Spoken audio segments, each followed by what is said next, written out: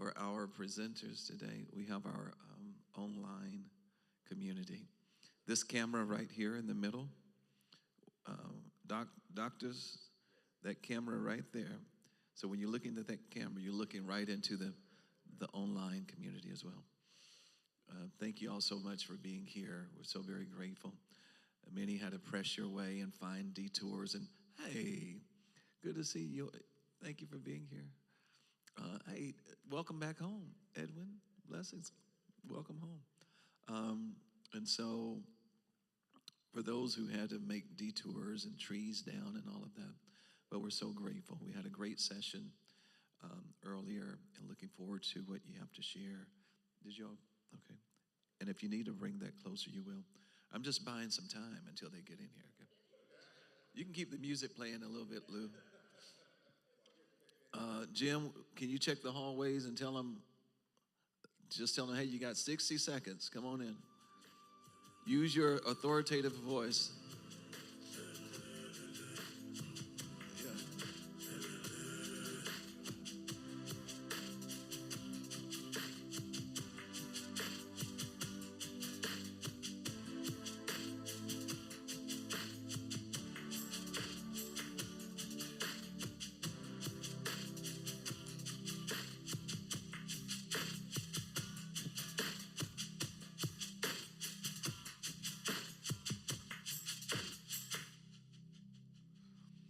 Well, I tell you what, let's go ahead. Are you prepared to begin? Emmanuel.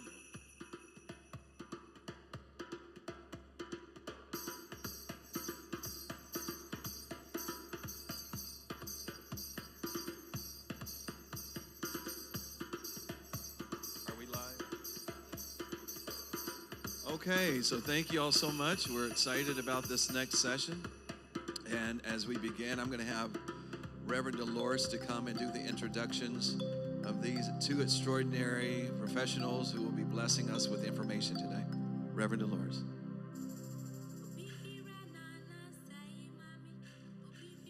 I am so happy to have this opportunity this afternoon to introduce to you two gentlemen. First, Dr. Joseph Fowler, Jr. Dr. Fowler is a licensed chiropractor in Georgia and founding partner in Aligned for Life, a chiropractic practice focused on holistic health and wellness based on leveraging the science and techniques of chiropractic medicine. Dr. Fowler came to appreciate the value and benefits of chiropractic treatments after his father, who was diagnosed with heart disease and stroke, was able to live 10 additional years as a result of chiropractic treatment administered by a cousin. Dr. Fowler is a native of Atlanta. He grew up in the Edgewood community. Dr. Fowler loves taking care of people of all ages and is experienced in treating various chronic pain situations for individuals, families, and athletes and car accident victims. He also enjoys spending time with his family and has been married to his wife, Dr. Jocelyn Jonas Fowler, for 20 years. Dr. Brandon K. Williams is a licensed chiropractor in Georgia as well and founding partner in Aligned for Life, a chiropractic practice focused on holistic health, wellness based on leveraging the science of techniques in chiropractic medicine. Now, he got into it after injuring his back as a young pre-med student and being successfully treated by a chiropractor, where other types of treatments failed. They didn't work. Dr. Williams pursued a career as a doctor of chiropractic with a background in physical education and health. Dr. Williams' experience in exercise science afforded him the unique opportunity to intern at the 2012 Track and Field U.S. Olympics trials. He's a native of South Carolina. So, somebody else here is from South Carolina, all right now. And he's married to Shantae L. Williams, Esquire, and enjoys spending time with his two beautiful boys, Samuel, age 7, and Asher, age 4. Dr. Williams and Dr. Fowler are partners in a line for life and have participated in the following activities. They've been with Congressman David Scott's annual health fair, CHAMPS Community Health and Men's Promotion Summit for Men's Health, and Derek Bozeman's Black Men Read, DeKalb County Retired Teachers Association, and the Berean Pathfinder Series and Health Talks. Let's welcome Dr. Joseph Fowler Jr. and Dr. Brian K. Williams. Gentlemen, would you please come up? Now let's give them our hillside welcome. We got two handsome gentlemen here. Extend your hands as we say, we love you, we bless you, we appreciate you, and we thank God for you. And we're anxious to hear what you have to say to us.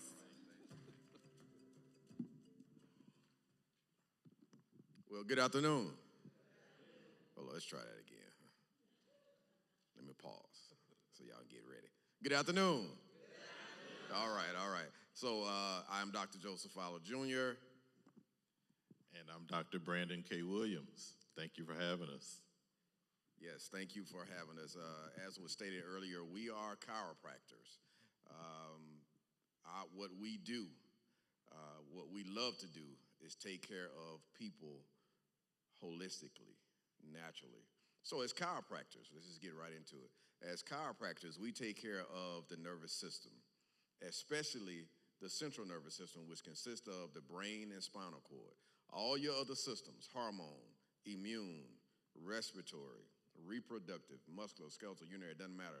They all run off of that central nervous system. So if the central nervous system is not operating properly, none of the other systems are going to operate properly. I don't care how many drugs you take, how many surgeries you have. Doc, you want to add? Absolutely.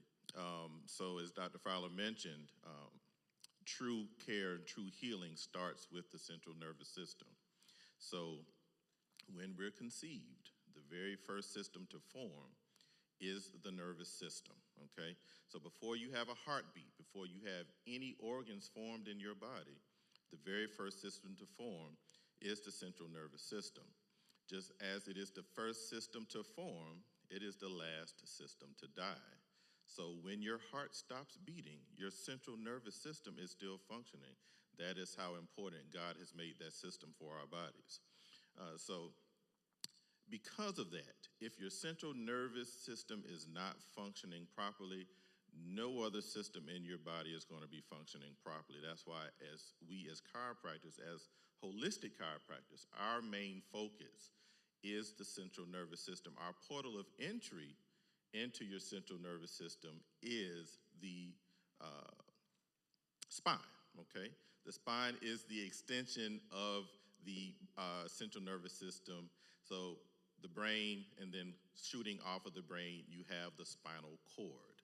The spine is a series of bones that protects the spinal cord. And shooting off of the spinal cord, you have a series of what are called spinal nerves. And those spinal nerves are what provide function for our entire body. So as chiropractors, our portal of entry into your central nervous system is through the spine and those spinal nerves. Yeah, so you guys like to talk about community a lot in here, right? Wait a minute. That's what y'all talk about, right? Community, right? Okay, let me ask that again. Y'all talk about community, right? All right. So, we like to merge what we do with just everyday things, because that's how you guys, us, all of us, can actually understand better how the body works. So our talk today is centered around your body and the community within. All right, so let me go. I'm going to good old Google right quick, all right, for this definition, because we got a lot of Google Docs in here, I think. All right, so Google describes community as a group of people living in the same place or having a particular characteristic in common. Let me go down to the bottom here. The other definition that I like is community is a group of interdependent organisms of different species growing and living together in a specified habitat. So I like that definition because that's how it is. Our body, Our body. Nothing exists in the body alone, right? If there's something going on in the body, the other parts of the body react to that. The question is it reacting properly, okay? So all of our organs, all of the cells is a community. And in order for a community to thrive, it has to be able to cooperate and work together. That's how our body is too. As I look up here in Hillside, I like y'all have different words for every month, right? The month of August, I like it has will, right? So the way God made us, the body will itself to heal. We know this because if you get a cut, as long as you don't cut an artery or something, as long as you keep it clean, it will heal itself, right? But if you don't take care of your body will not take care of you. Absolutely. We always tell our patients it's a two-pronged approach when it comes to health, especially for what we do from a chiropractic perspective. We talk about the structure, which is what we're talking about now, the spine, all the other anatomical parts of your body, the structure. But we also talk about function, okay? And that is something that typically gets missed when we're talking about your overall health or healing. The both work hand in hand, right? We work on your structure. So when you come to our office and we're rendering the care that we give in our office, whether it be through the chiropractic adjustment or through the various modalities that we utilize in our office, we're working on the structure at that point. But we can't work on the structure alone. We also have to focus on the function. Structure yields proper function. Proper structure yields proper function. So we operate by four principles in our office. First being proper chiropractic care, right? That's where we come in at the professionals, right? You come to us to make sure that you're getting good chiropractic care. Secondly is proper nutrition, right? So we are counseling our patients on proper nutrition. What type of foods you're eating, what type of foods you should not be eating, what type of foods, given the ailments that you may be experiencing, what foods and nutrients may be helpful in you dealing with those ailments. What time of day should you be eating your meals? That is another conversation that we have with our patients. Make sure that you, for instance, take your last meal at least 3 to 4 hours before you lay down to go to bed at night, because you don't want your body focused on digesting food when your body is trying to rest, because our bodies heal when we rest. But if we're not getting proper rest, our bodies are not properly healing. Proper exercise, that is the third principle. We got to make sure that we're moving. God made us to move, right? But as time has progressed and we become advanced in our technologies and things of that nature, the type of jobs and occupations that we've become a sedentary people, right?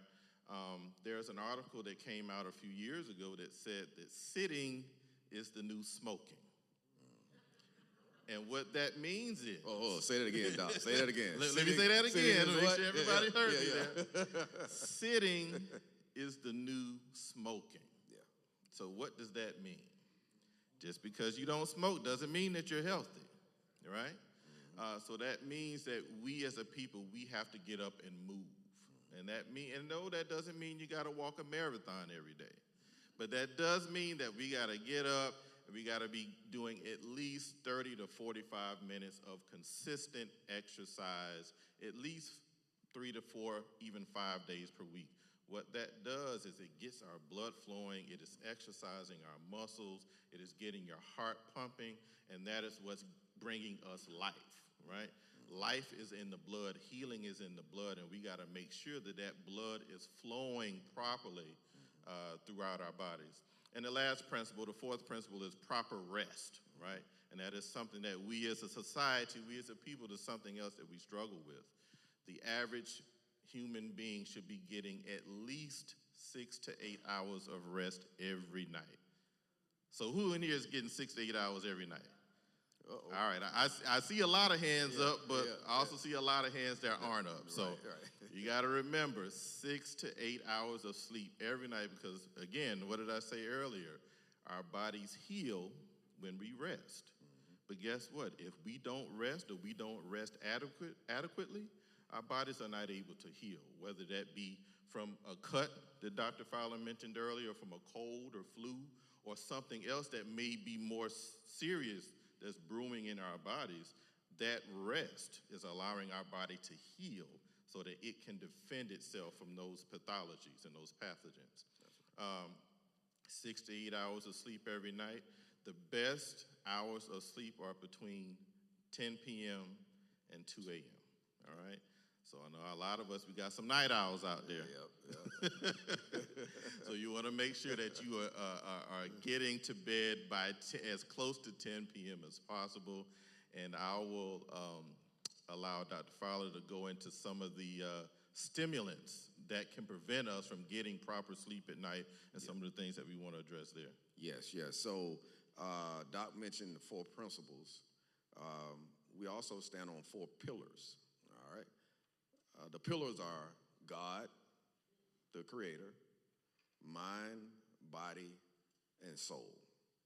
So some of the stimulants or detractors from allowing us to have proper sleep, all right? So Doc mentioned proper nutrition and the right hour or times, right, to eat.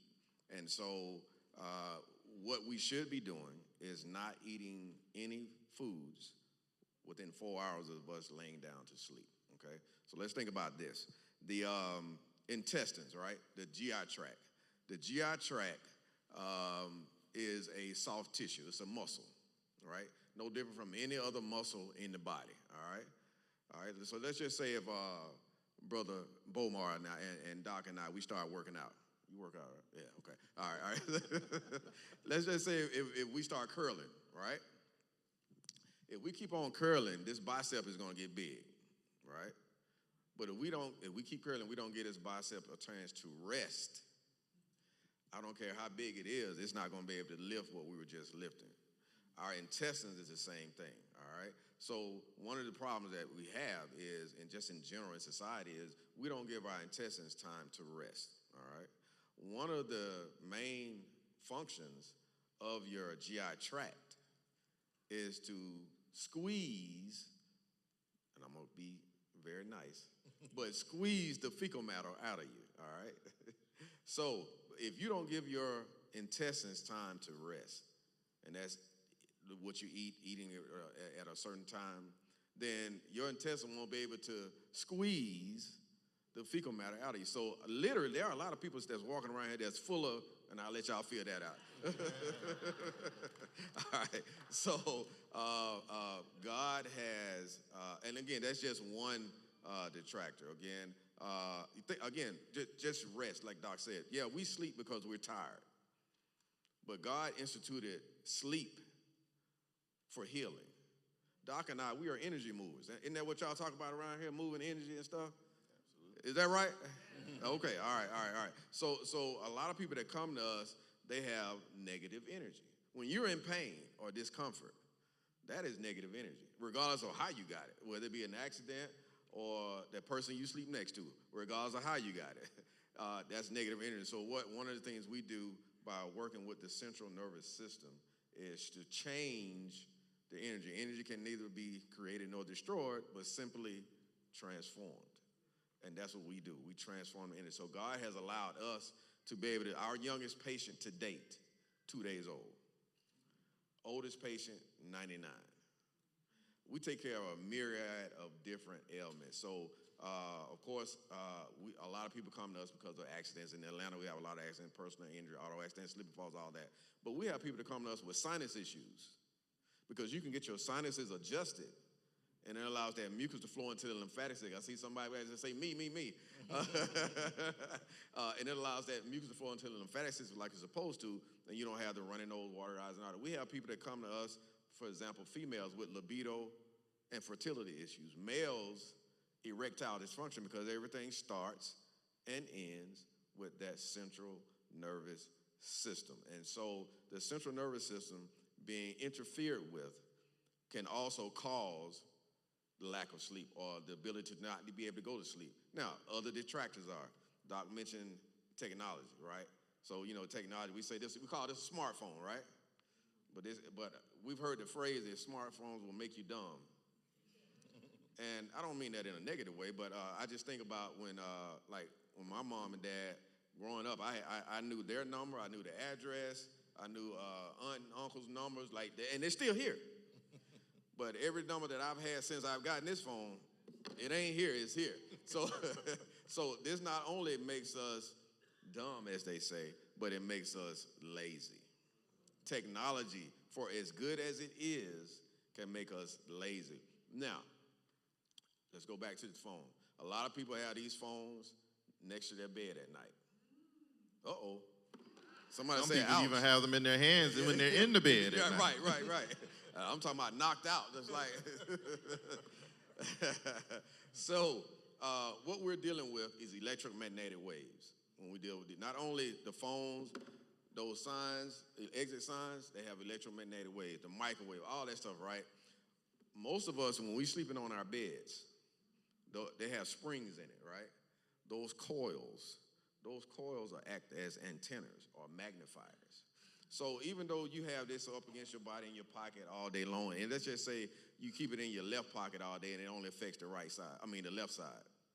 Well, if you have this next to the bed, you're laying across all those antennas or springs. So it is now amplifying this through your entire body. So some people, well, I can't go to sleep until this, or when I go to sleep, when I wake up, I still feel tired. This could potentially be one of the reasons why you're still tired or you can't sleep and all that, as well as having the TV on and all that. Doc, I'll let you. Absolutely. The phone is a big detractor from getting good quality sleep. Dr. Fowler just alluded to the next thing is the TV. A lot of us, as soon as we hit the bed, what do? Grab the remote, turn the TV on. Right. And then you're probably watching the 11 o'clock news or whatever it is. Or it's watching you. Or it's watching you.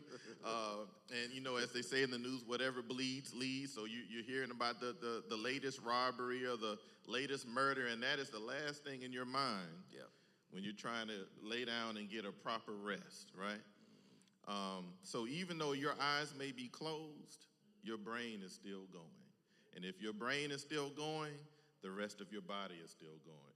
So when we talk about environment, not just the environment within our bodies, but what is going on around our bodies. So you want to remove as many of these stimulations as you possibly can. Leave your phone in the other room, or better yet, just turn it off, right? Another thing is, whether it be from our tablets, our phones, our computers, there's a lot of blue light emanating through the screens here. Those blue lights act as a stimulant. It actually helps to release stress hormone in the body called cortisol, right? Cortisol stimulates the sympathetic nervous system. And not to get too scientific, but basically what that means, it is stimulating your body in a way that when you're trying to sleep, your body does not need to be stimulated. So we always say, turn the phone off, leave it in the next room, take the TV out of the bedroom, or at least turn it off, right? Even if it's the radio, again, that radio is communicating with an antenna somewhere.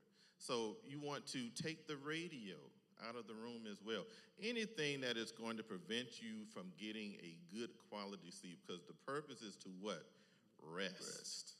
So you have to allow your body to rest so that you can heal, rejuvenate, and feel rested when you get up the next morning. You know that if you get up the next morning and you've been laying in your bed for 8 or 9 hours and you get up and you're still tired, that is a sign and an indicator that something is not right. Whether it be, something from a dietary perspective, or it could have been the last meal that you ate the night before.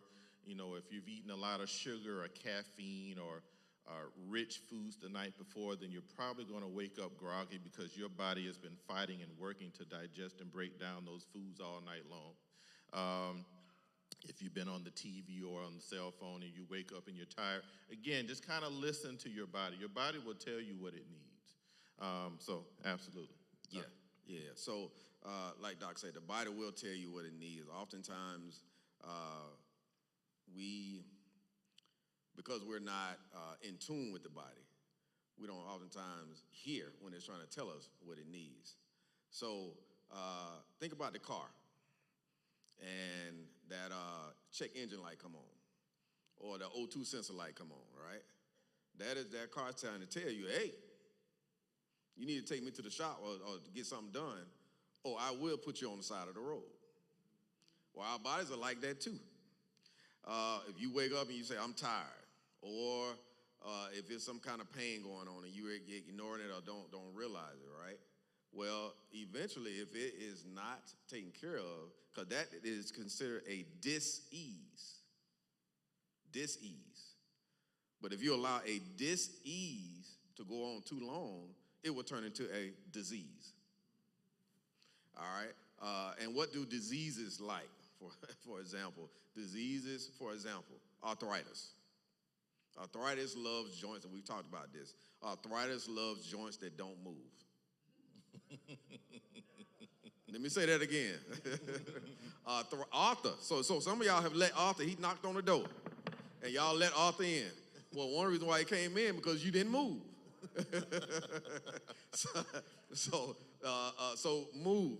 You know, again, one of the biggest issues with this society is that sedentary lifestyle. Again, we go back to technology. Yes, it's good. I'm not saying it's not good. We're not saying it's not good, but it can make us lazy. And with that laziness has consequences, all right? And a lot of times it can be negative consequences like arthritis. All right, cancer, C word. And a lot of diseases kind of take on the same characteristics as to what it likes. So cancer loves sugar. Cancer loves salt. What I like to say, we like to say, as far as eating, right, meals, it's okay to eat Thanksgiving, Christmas, and New Year's on Thanksgiving, Christmas, and New Year's. The problem is we're eating Thanksgiving, Christmas, and New Year's 365 days a year. And we should not be doing that. So again, we have to be advocates for ourselves. You know, we have been intentionally misinformed about our bodies because we have a system that wants us to be in the system. You get sick, give you just enough to get out of that pain or discomfort, but it doesn't necessarily cure the issue, right? Or we get sick and we go to the doctor and they be like, okay, I'm gonna give you this drug, pill, or whatever, and you continue to eat or do what you're doing that got you in that situation, but what you're gonna do is continue to take the pill, but you're not solving the problem. And so we have to be advocates again for each other. You know, one thing that's great about Doc and I is we're not just the back doctors, as people like. You know, yeah, do we take care of back pain? Yes, we're known as back doctors, but we're only known as back doctors because God decided to put the spine down the back. Had he put it down the arm, we'd be known as arm doctors. All right. So because of what we take care of, all right. And so we have this one reason why Doc and I jail like we do, because we look at the whole body, right? So we take care, as I said earlier, a myriad of different ailments. So one thing that we often talk about in the office, because we have people come to the office, is erectile dysfunction, okay? When people hear erectile dysfunction and chiropractic, how does that go together? Well, no kids in here, right? All right. There may be some online. Yeah, right. So the penis is a muscle. Let me say that again. The penis is a muscle, no different from any other muscle in your body. Muscles need proper blood flow and proper nerve information in order for them to work. So if you're not getting the proper blood or nerve information to the penis, it may get up, but it may not stay up, or it may not get up at all. But here's the thing. Here's what makes us different. When we have a guy that comes into the office talking about that situation, we're not just talking about that area, because our body is systemic. You know, our ancestors knew this. Our body is a complete system. It's not compartmentalized.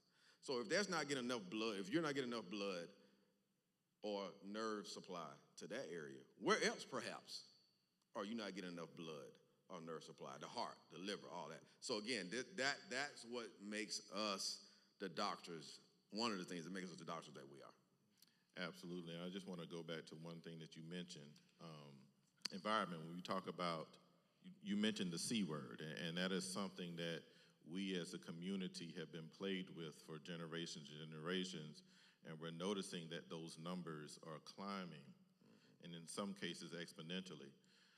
But when it comes down to how our bodies function, from a chiropractic perspective, as I mentioned before, it's about structure and it's about function, but how we support that function is about what we do otherwise, one of it being nutritionally. So when we deal with, and whether it's the C word or any other ailment for that matter, these diseases that result in disease thrive in what are considered to be acidic environments. Yeah. So, okay, then the question is, okay, what causes an acidic environment in our bodies? And you mentioned a couple of those. Sugar, or anything that turns to sugar in the body. So not just table sugar, right? But it could be a starchy food, right? It's going to turn to sugar in the body. It could be alcohol. Alcohol is going to turn to sugar in the body. Why do all of these things convert to sugar in the body? Because the body utilizes sugar for energy. So it is innately going to convert it down to something that it can utilize. The problem is we have an excess. We create an excess of sugar in the body by the copious amounts that we're taking in. Once it turns to sugar in the body and it remains there, it's going to create an acidic environment within our bodies, and that creates a opportunistic environment for things like cancer, like arthritis, like autoimmune type disorders, like diabetes and things of that nature to fester because of the environment that we create in the body. So one of the ways to combat that obviously is to monitor the amounts of these foods that you're taking in. Nobody's saying you can't have them at all, but you want to monitor the amounts of these foods that you're taking in. Again, you want to be mindful of the times of the day in which you're taking these foods, right? Because if you eat going back to what I said earlier, if you eat a big meal before bed, your body is attempting to rest at that point. You're not burning off those foods, or you're not burning off that sugar that's being created because you're resting, right? So what the body does, it converts it to sugar and it just stays there. Right? And that is what creates that acidic environment. So you have to do what you can to create an alkalinic environment within the body. My grandmother, one of the things that I used to always see her doing when I was growing up is she used to take a teaspoon of baking soda every morning and a full glass of water. Of course, as a child, I didn't understand why she did that. But now as an adult, and as someone who's studied and learned, I know why she did it. It's because it helps. Baking soda actually helps to create an alkalinic environment in the body. Now, we had all of these old remedies. Our older generation, our elders, never knew why they did what they did. They just knew they needed to do it, right? But yeah, so I'm not saying that you need to take baking soda every day, but I'm just saying that it helps to create an alkalinic environment in the body, and that helps to ward off a lot of these diseases. So going back to pain, you mentioned another thing about pain and the check engine light. We always like to use that analogy because one of the questions we get from our patients is, do I need to come to the chiropractor if I'm not in pain? That's a good question. But as I mentioned before, there's structure and there's function, right? And one of the things that we always tell our patients is pain is not the cause, it's the effect, right? Typically, once you feel pain, something is already going on and it's been going on, right? The pain is that check engine light coming on to say, hey, I need you to get this checked out. So we don't ever use pain as an indicator to say, hey, you need to come see your chiropractor or you need to go see your primary care provider. We use function as the impetus to say, hey, continue to come in, just as you would get your oil changed in your car every 3,000 to 5,000 miles, just as you get your tires rotated in your car, or you go to see your dentist every 6 months to get your teeth cleaned. These are maintenance type things that you want to be doing to help be proactive when it comes to your health and not simply reactive. Going back to the C word. Studies show that by the time anyone who's inflicted with cancer in their body, by the time they actually start having symptoms and notice that something is wrong, chances are they're either stage 3 or 4. Yeah. Why is that? Because when you have these types of pathologies, cancer, whatever it might be going on in our bodies, a lot of times we don't know. Our bodies are designed to adapt and to continue to function as best as they can until they can't, right? So by the time you're actually feeling symptoms or feeling pain, these processes have been long going in our body. So that's why you never use pain as an indicator of health. Because, again, by the time you feel pain, it's been long going. Yeah. So I'm going to make another example here just about how the body works and kind of leads, like you say, Doc, if you're not in pain. So I'm sure everybody in here has heard growing up, don't eat and then go swim. Why? Because I heard it too, but why? Does anybody know why? Okay, cramps. Why are you getting the cramps? I see hand raised,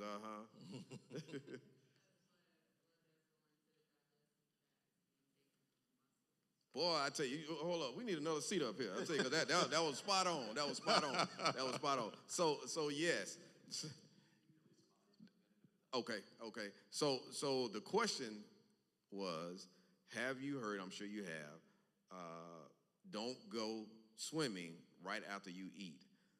The young lady answered it with, because the blood is being taken from the digestive system, going to the digestive system because of the eating and everything. And this goes back to what we said earlier. So yes, the reason why we get the cramps is because when we eat solid foods or liquid foods, approximately, studies have shown this, approximately 25% of the blood leaves our extremities.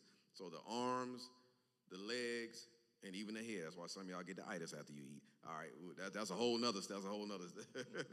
But it leads, and it goes to the digestive system to help digest the food. So if you out there, if you just ate and you go swim, you're asking the muscles to do something, right? But if some blood have left those muscles, it can't do all that you want it to do, and so it's going to hurt. This goes back to when you eat before you sleep.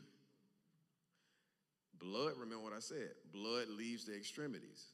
One of the reasons why we sleep is to heal the body. That's why people go into a coma, whether it be induced or natural coma, right? Because the body is shutting down all the senses, sight, hear, smell, so that it can use that energy to go deal with the problem, okay? And so again, just going back to the swimming and the sleeping, it correlates because of eating at the wrong times and all that.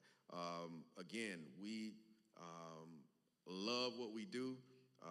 We want to open up for questions? Yeah. One last thing I want to say before we open for Q&A. We have a state-of-the-art facility here in the Atlanta area in Lakewood Heights community. We are state-of-the-art because we want to give the best of what we have to offer to our patients and to our people. We don't want you to have to go across town to Midtown, Buckhead, Alpharetta to get good quality care. Yes. We have it right here in the community just for you all. Again, we have state-of-the-art chiropractic tables that can accommodate a myriad of different types of patients. We can treat pregnant women, we can treat babies, teenagers, Our elderly community, it runs the gamut. We have a state-of-the-art digital x-ray. So we x-ray every patient because we do not want to put our hands on your bodies until we have a clear picture and a clear sense of what's going on with you. And then we will show you those x-rays real time. So we're not just telling you what we see, we're showing you what we see. And we are educating you in that way. We have things such as spinal decompression therapy, so people that are dealing with ailments like sciatica, slip disc, herniated disc, pinched nerves, things of that nature, we can help with those situations. We have infrared heat therapy, which helps with cellular regeneration, so it's healing from the inside out, because true healing is from the inside out. We have hydromassage, we have mechanical traction, we have therapeutic ultrasound, electrical muscle stimulation, it runs the gamut. So we utilize every tool at our disposal to get you not only right from a structural standpoint, but from a functional standpoint as well. Yes, we also have late hours because we know Atlanta, the traffic is crazy, right? Not only traffic, but sometimes working hours do not coordinate with a lot of offices. So we're open till 9 p.m. on certain days. Yes, so that because we feel like if we're truly for the people, we need to give the people every opportunity to get to us. Now, we don't open on the weekends, as I said. So if you're trying to get to us, because we have family that we got to deal with on the weekend, but we do offer those hours. Also, for personal injury patients, and this is just for the personal injury patients, we also offer transportation. Because we know that a lot of times, if you're in an auto accident, for example, that's your only means of transportation. And in order for you to get properly healed, you need to follow the plan that we set forth. And so to help with that, we offer transportation. And so, again, a lot of things we say in the office, I say this a lot, we say this a lot. Our female patients especially love this. And that is, if you want to be fine, take care of your spine. We got you. So we are happy to take any questions Yes. or comments from the audience. Come to the mic. Yes, please come up to the mic so that you can be heard both in person and online. This young lady right here got a hot question because that hand been up for a minute. So I was told that I had scoliosis. I believe that it's congenital. In my 30s, I was told that it wouldn't get any worse. And when I was able at that time to try to take care of myself, I wasn't given any options. And so now in my 60s, it has considerably gotten worse. I've been told that I have fusion. My question is, do you recommend any specific types of surgeries or braces? Because I wasn't given any of that at that time. And I exercise and I do things to keep my spine and body limber and flexible. But as I continue to get my numbers higher, I wanted to know, with the so-called age and gravitational pull and things that are continually doing things to my body, do you recommend any specific things for somebody my age? That's a great question. First of all, you definitely need to come and see us because scoliosis is one of the myriad of different conditions that we treat in our office. The thing about scoliosis is that many of us have it and may not know that we have it. I have a scoliosis myself. Most scolioses will form in our adolescent years, so in our teenage years. And typically, sometimes if it is congenital, it can be a little bit more progressed or a little bit more significant. But typically, once we reach our adult years and our growth plates close, then the scoliosis will be kind of fixed in place, if you will. Typically, it won't get any worse. That's the hope. Where chiropractic comes in at is we ensure that, one, it does not get any worse, but we do anything and everything that we can to reduce it and get it better so that it's not causing any functional deficits down the road. So to answer your question, sister, definitely in instances that you need, braces do help, especially if you're doing a lot of physical activity or a lot of standing, a lot of walking, or anything along those lines.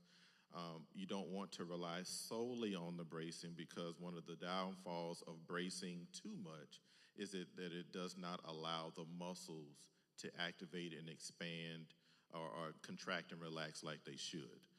So at appropriate times, it is appropriate to brace, but you don't want that to be the only thing that you do. You want that to be a supplement. And you definitely want to make sure that you're practicing proper posture as much as you adequately can, especially when we're on these little doohickeys here.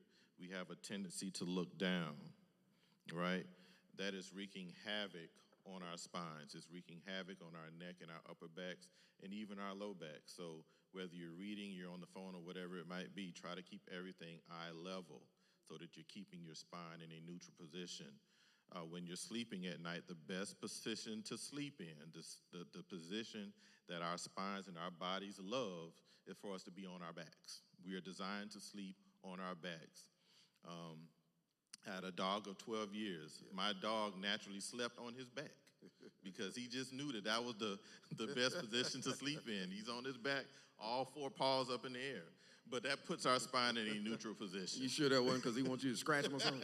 Maybe that was it. I don't know. But on our backs, you want to put a pillow under your knees. What that does is that puts your spine in a neutral position. You want one pillow under your head and neck. You don't want to stack your pillows because, again, that's going to create stress and strain to the neck and upper back. So those things will help with your condition, but definitely we encourage you to come and see us, because what we do in the office can help and will help as well. And right quick, it's about creating that environment within. You know, we talked about that earlier. And so what we do, as Doc said, we strengthen the joints.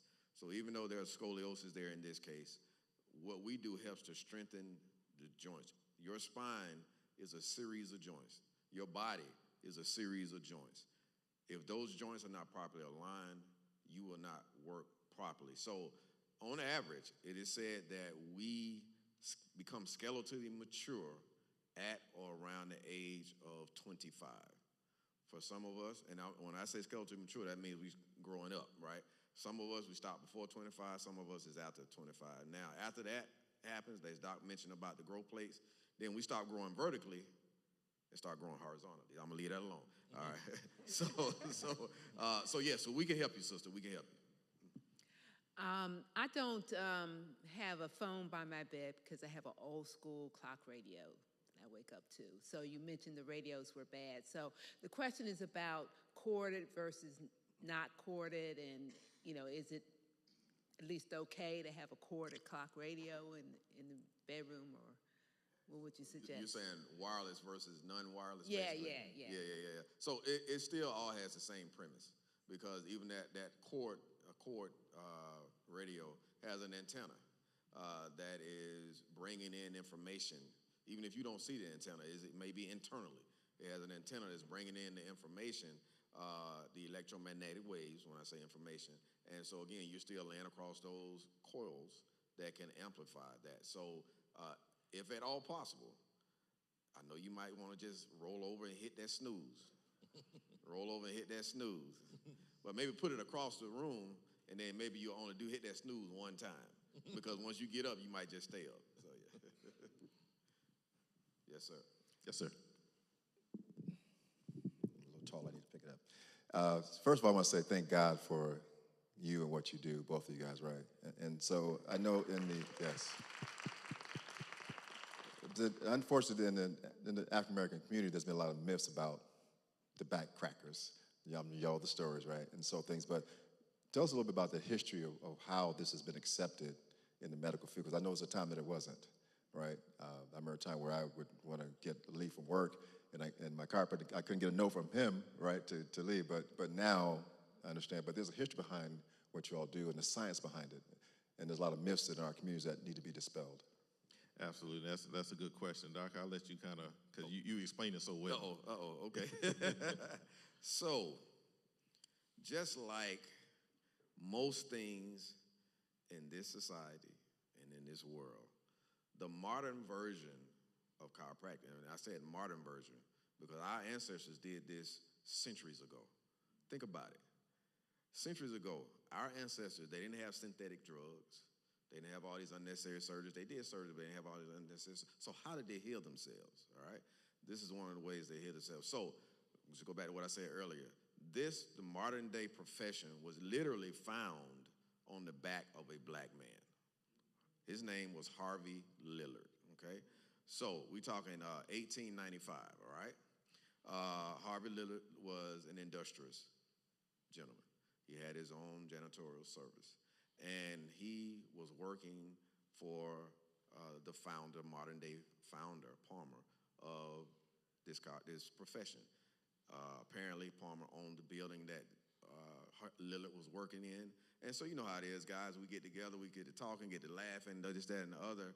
And Palmer hit Lillard on the back, like, oh, man, that was funny, you know. And maybe, I don't know if Palmer knew this or not, but Lillard had a hearing problem, okay? Well, the next day, Lillard came back to Palmer and said, hey, what did you do to me? Because I can hear out of this ear now.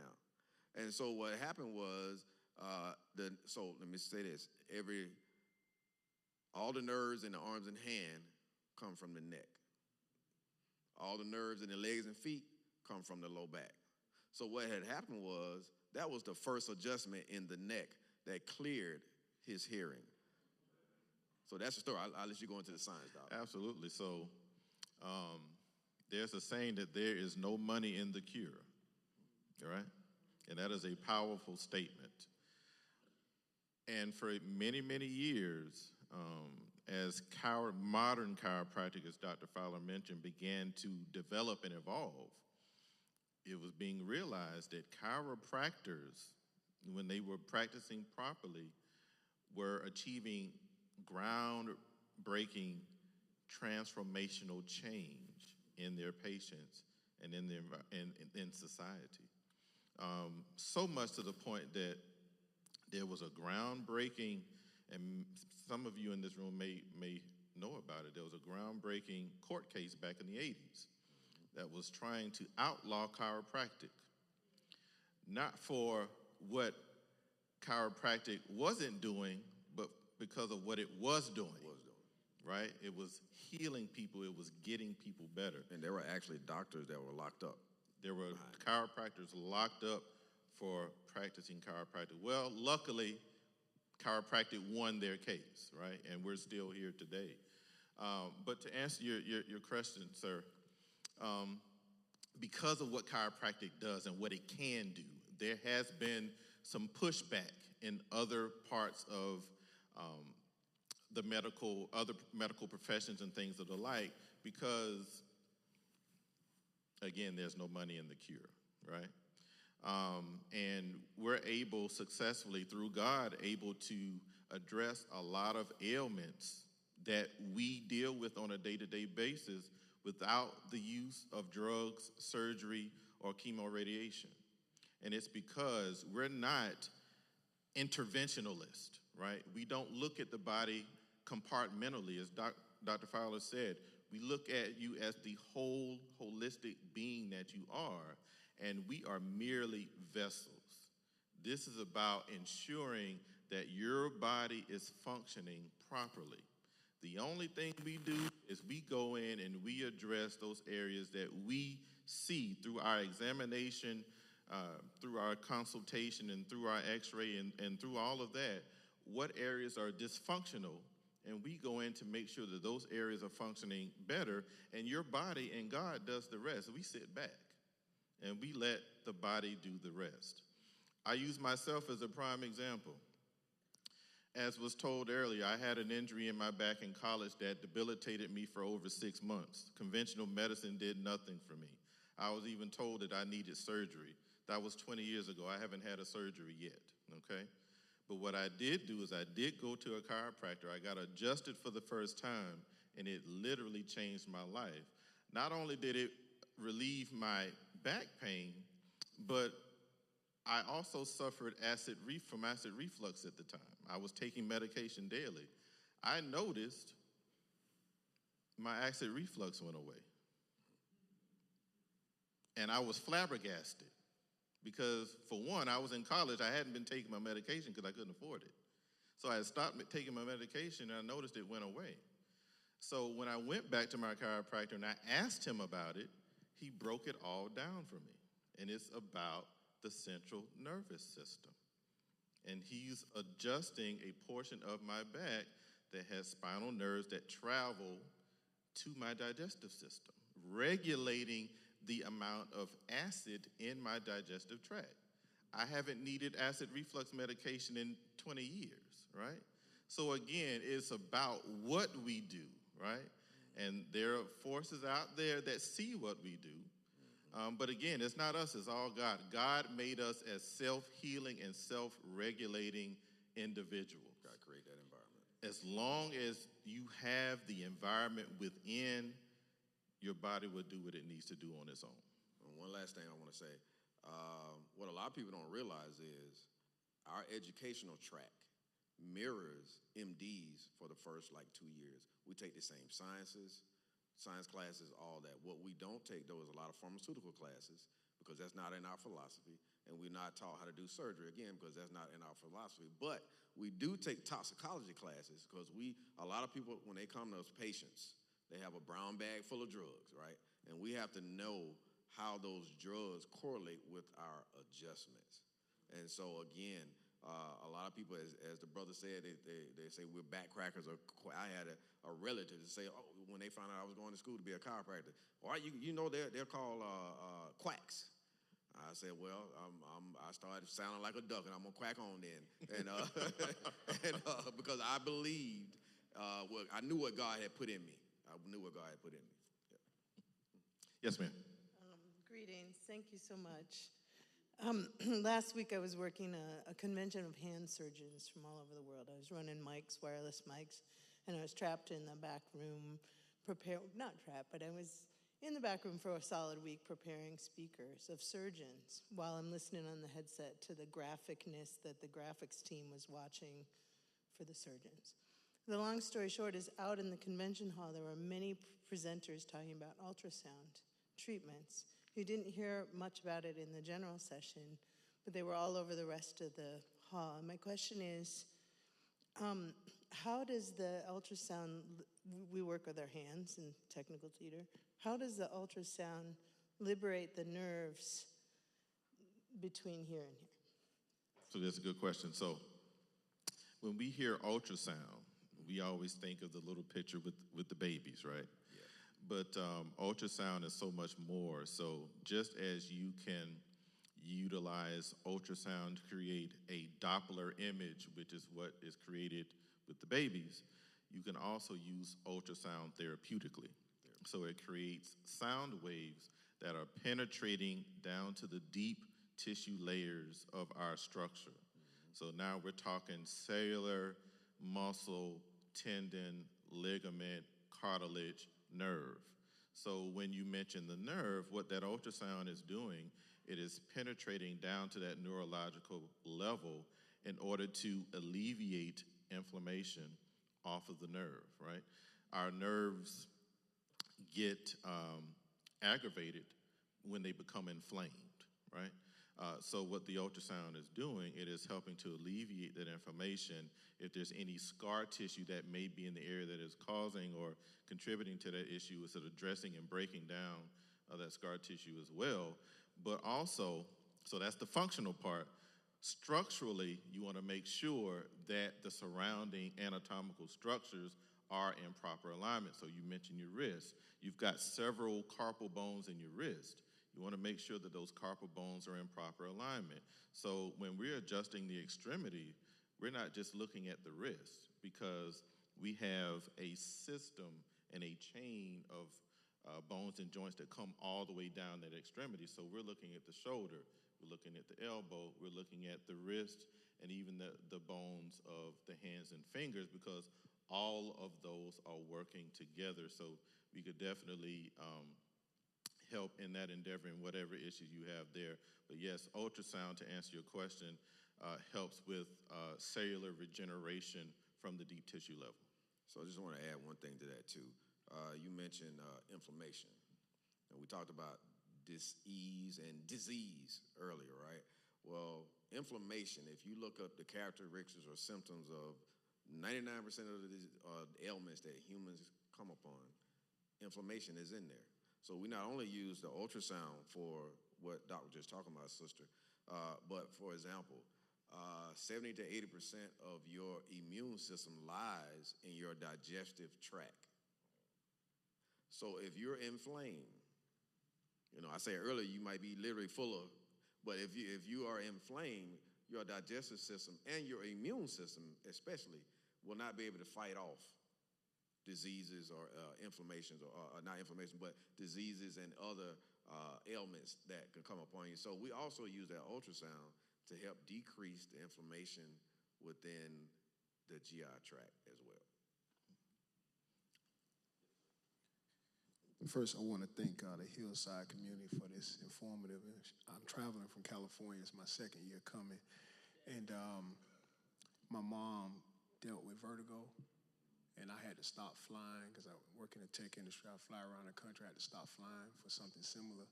Could you talk about like vertigo and you guys treating that? And then what's the payment process? Is it insurance or that type of thing?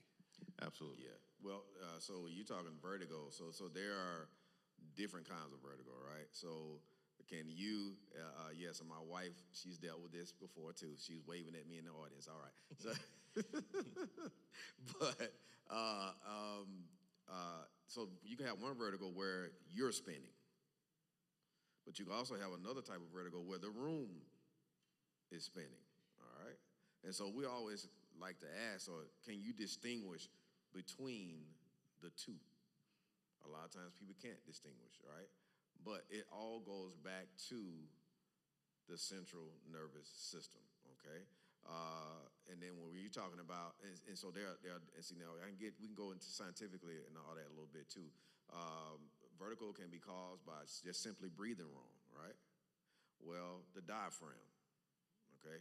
The diaphragm is innervated by nerves that come to the neck. So when we adjust that neck in the right way, and that's again, when the chiropractic is done properly, that sends the right nerve signals to the diaphragm so that you can breathe. Again, there are a number of different things that can cause vertigo, all right? Again, the proper adjustment. And so Doc talked about it earlier when he talked about the soft tissue, the nerves, ligaments, tendons, but there's also the disc that's in between the vertebrae, all right? If those discs are, and you may have heard the term herniated or I don't know if you heard of prolapse, but herniated disc, you probably have heard that.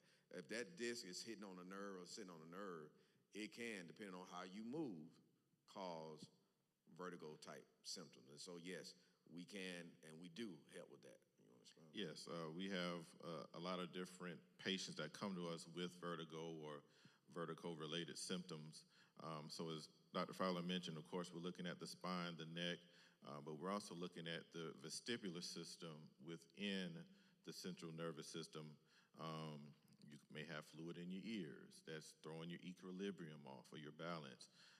You may have misalignment in the occipital region of your skull that is causing a malposition in how you balance or how your head is sitting upon your spine, because our bodies are naturally designed to correct and balance themselves only when we're functioning properly.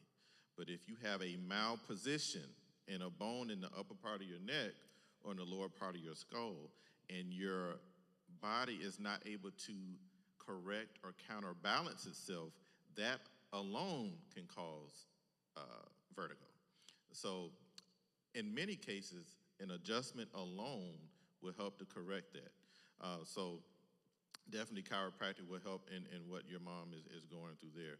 But as far as our pricing, so we price our services affordably because, as we mentioned at the top of the program, we are here for our people, and we want our people to be able to benefit from what it is that we have to offer. So we have affordable pricing. As far as health insurance, we do not accept health insurance, and there's several different reasons why. But the two top reasons is one, insurances will not fully cover what it is that we do in our office. Right. Because they consider what we do to be, how do you say, Doc? What do they consider what we do? Well, you talking about a country club? Well, what we do is cutting edge, right? And unfortunately, many insurances will not cover what we do. Yeah. For instance, spinal decompression therapy. Right. A lot of insurances won't cover that. Right. Spinal decompression therapy has been scientifically proven to reduce herniated discs, pinched nerves, migraine headaches, sciatica. They will not cover it. Right. For instance, Medicare requires us to utilize x-ray in order to properly diagnose the patient in order to get reimbursed. Well, unfortunately, Medicare does not pay for the x-ray, right? So you're requiring us to do something that you're not paying for. Right. So for those reasons and many others, we unfortunately had to discontinue accepting insurance. But again, however, we price our services affordably, and many of our patients have discovered that they come out cheaper paying us cash versus filing insurance, because then you're not dealing with co-pays, right. You're not dealing with co-insurance, you're not dealing with deductibles. So in many cases, it's actually cheaper the way that we have it structured in our office. And let me say this.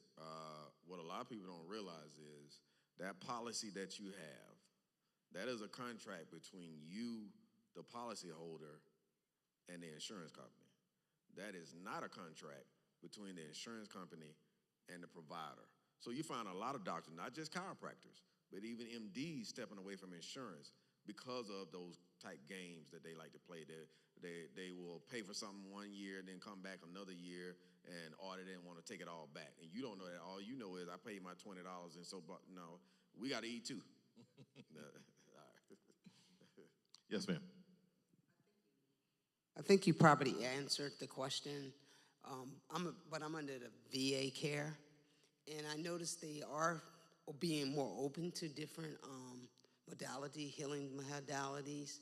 So my question is, have y'all been able to align with the VA in their health care, in helping their vets to? Yes, absolutely, absolutely. And I'm glad you mentioned this because we failed to mention it. We are actually a part of the VA Community Care Network. Optum, yes. So we do treat veterans. I'll make sure you have our information before we leave. But that is a service that we certainly wanted to offer our veterans because our veterans so greatly needed. My dad was a veteran of the U.S. Army, 32 years. So that's something that's near and dear to my heart, and absolutely we offer care to veterans, and I'll make sure that you have our information before we leave. I had one in the office earlier today. Yes, and I so appreciate it because I'm on my wellness has been it's been different than the average, some of my average folks as a vet. So I look for alternative, healthy ways to heal my body and align my body. So I appreciate it. You're an advocate for yourself, sister. Appreciate that. Thank you. I wanted to ask you, this is peculiar. I had eye surgery on both of my eyes due to cataracts. I was walking fine and doing okay. Of course, I had 5 bypass surgery in 2021, April 2021. I declared I wasn't going to die. I told the doctor when he says, well, we can fix your valve because of prolapse valve. He said, but I'm not sure about your heart. So let me tell you something. That's right. You, the cardiologist, you got all of this education and training and experience. I expect you to fix my heart because I will not die. That's right. Because my work is here on earth. That's right. So they thought I was funny. So he said, you said your work. what do you do? I say, I write. So he starts shining his glasses. He said, what's that got to do with healing? I say, because the same mind and divine intelligence that knew that there would be eventual human bodies create the first two chemical elements. That's right. So I didn't ever say the Higgs boson. They were shocked because at the time I was 70 years old. So they start laughing among themselves and wanted to know, well, what's that? I say, universal mind mean the divine intelligence that knew how to create the chemical elements to prepare us for many, many, many evolutions to get to where we are now. And I said, and that's how they know they can fix one body and get it standardized because it's made out of the same stuff. That's right. All of those elements. So, but I wanted to know, why is it I can't seem to get my balance going so that I don't have to walk with the cane? But I know the vision is, you know, out of the world, sees everything. How is it, do you think some exercises with a chiropractic might do me well to help me to balance myself so that I can see well and get control of that? Absolutely. Chiropractic is certainly something could definitely help, and the reason being is that we talk about function, right? And, yes. And you've experienced a surgery, so we want to make sure that things are functioning properly. Because just as they had to, go in to do that bypass, right? Yes. That has altered the structure in that thoracic spine area. Yes. The thoracic spine is the conduit or the connection between your cervical spine, which is your neck, and your lumbar spine, which is your lower back. So there's most likely some adhesions that have been created in that area that is altering the biomechanics of how your body is moving, which is why after you notice that you weren't able to balance and walk like you were prior. Right. So absolutely chiropractic can help, and we'd be delighted to get you in the office and do what we can for you. Yeah, I think probably your problem is, now you told that doctor, you fix my heart. What you should have told him, not only fix my eyes, but make sure I can walk too. Well, I had... No. But let me say this. I'm just playing right now. But what we have to realize, surgery is trauma too. Yeah. Surgery, I don't care what, is trauma too to the body, right? And so as Doc mentioned, there may be some adhesion or scarring, inflammation somewhere, whether it be in the optic chiasm, which is where the eyes connect and all that kind of stuff. And so we can help with that. Okay. All right, one more question. One more question is, my sister walked... The person behind you. You'll get, wait, Mary, you'll get an opportunity. You'll get an opportunity once we're done. But we have one behind you, okay? You want to give her an opportunity as well, right? That's Mother Jamel behind you. Give Mother Jamel a hand, will you? Give her a hand. Give Mother Jamel. Okay. They're going to answer your question after we complete, okay? Because we have another session. Give Marion a hand. Bless her. Bless those legs and those knees and those hips. Thank you for your presentation. It was very informative. And I'm asking this question for a friend who had a knee replacement and is still having some residual pain from that. Wanting to know if a person, again, has had surgery by somebody else, not with you guys, because you're not surgeons, can then they come to you and maybe get some relief from the residual pain from the knee replacement? Absolutely. The short answer to that question is yes, and we have several patients in our office that we're seeing what we would consider to be post-op or post-operative, so after the knee surgery, after the hip surgery, after the back surgery. Because obviously, as Dr. Fowler just mentioned, when we have these surgeries, yes, they're good and they're necessary, but what they don't tell you is that it is altering and changing the biomechanics of how your bodies move, right?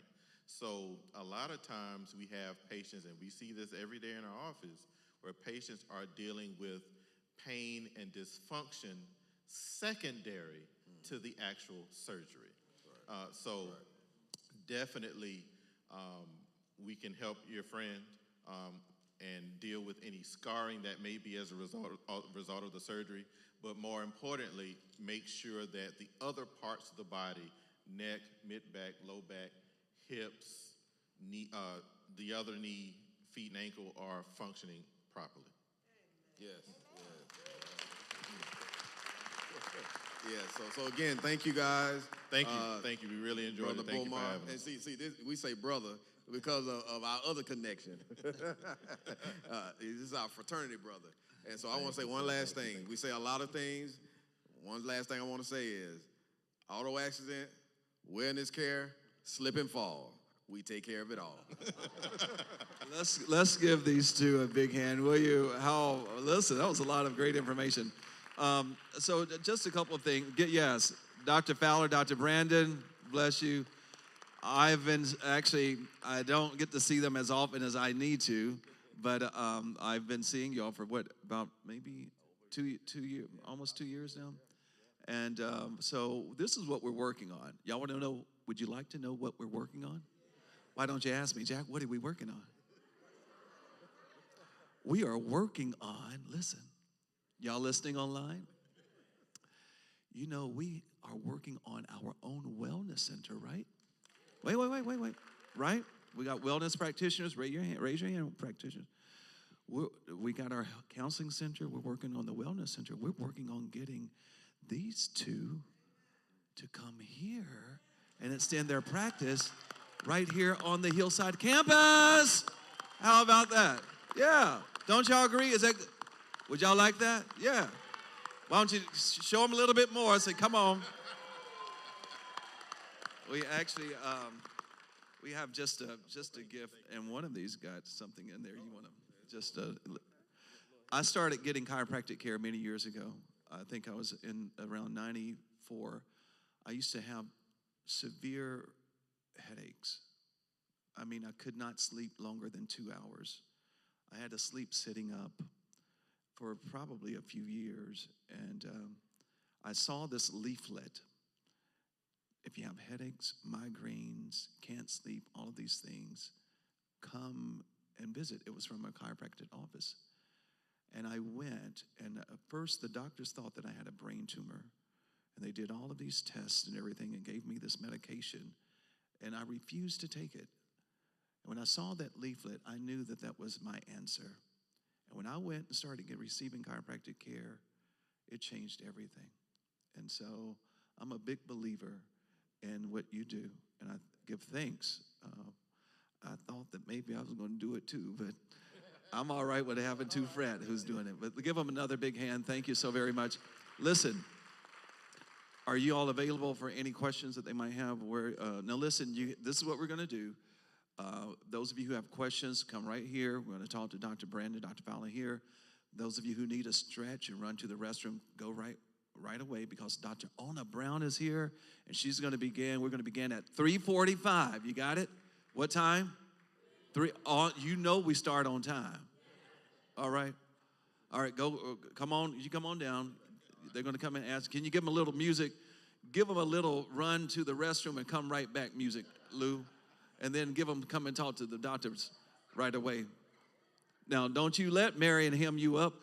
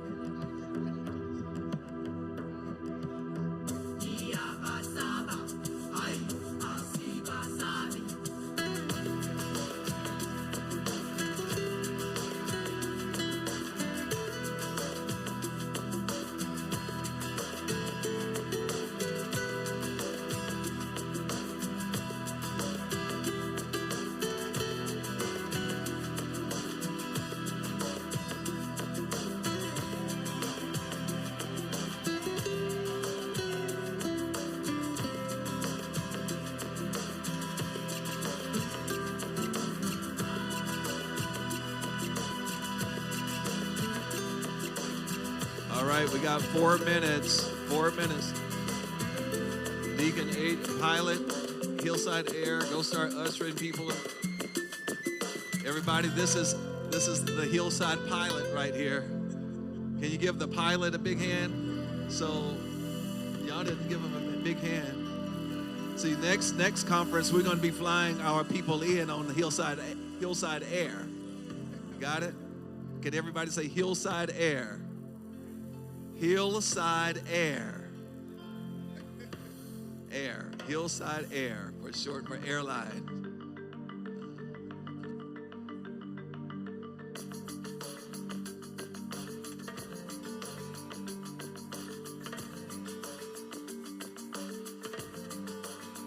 All right, friends, if you all can make your way back in.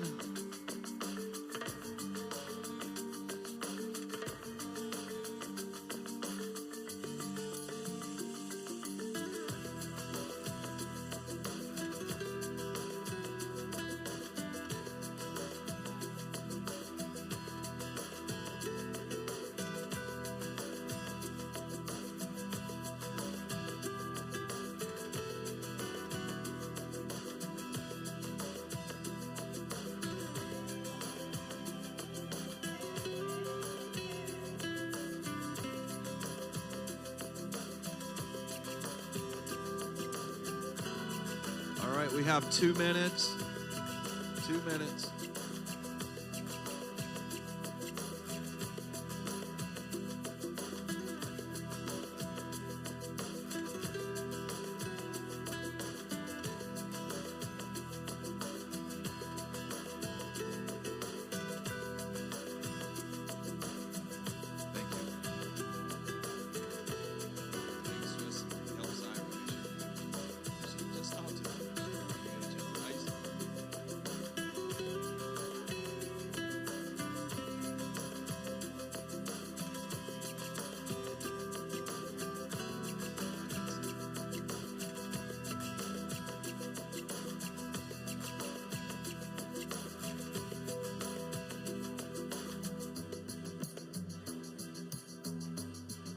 All right, we have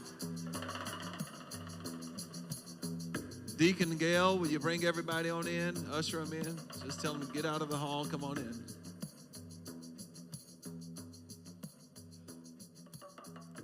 They're still coming in. We're very grateful. We still got a minute and a half, Lou.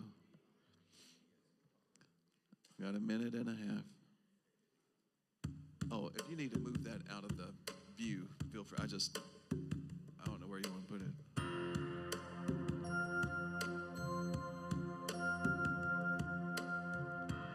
We're very grateful to and for our online community. Thank you all for being on. Thank you for being a part of this conference. If you haven't done so, we invite everyone to visit united2025.com and visit the table, information table.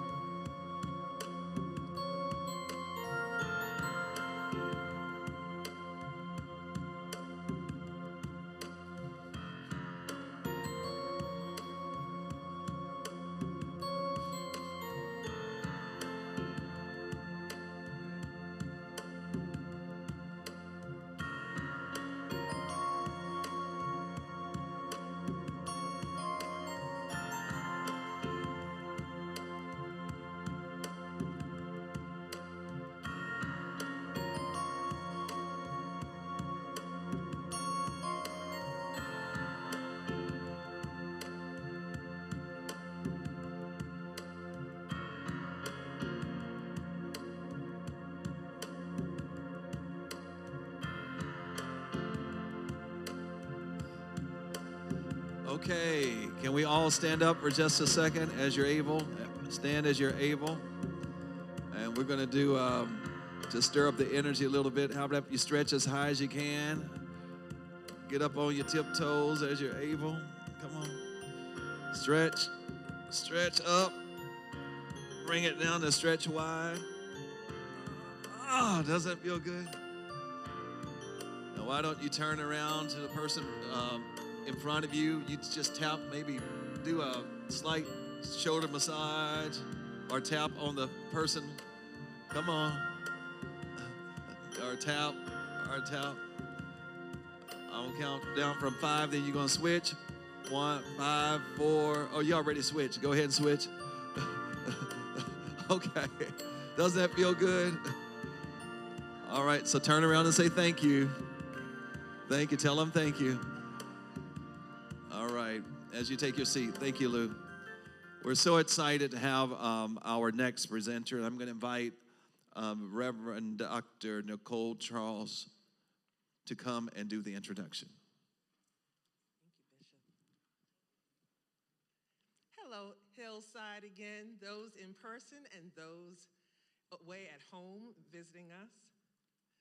So, are you having a good time?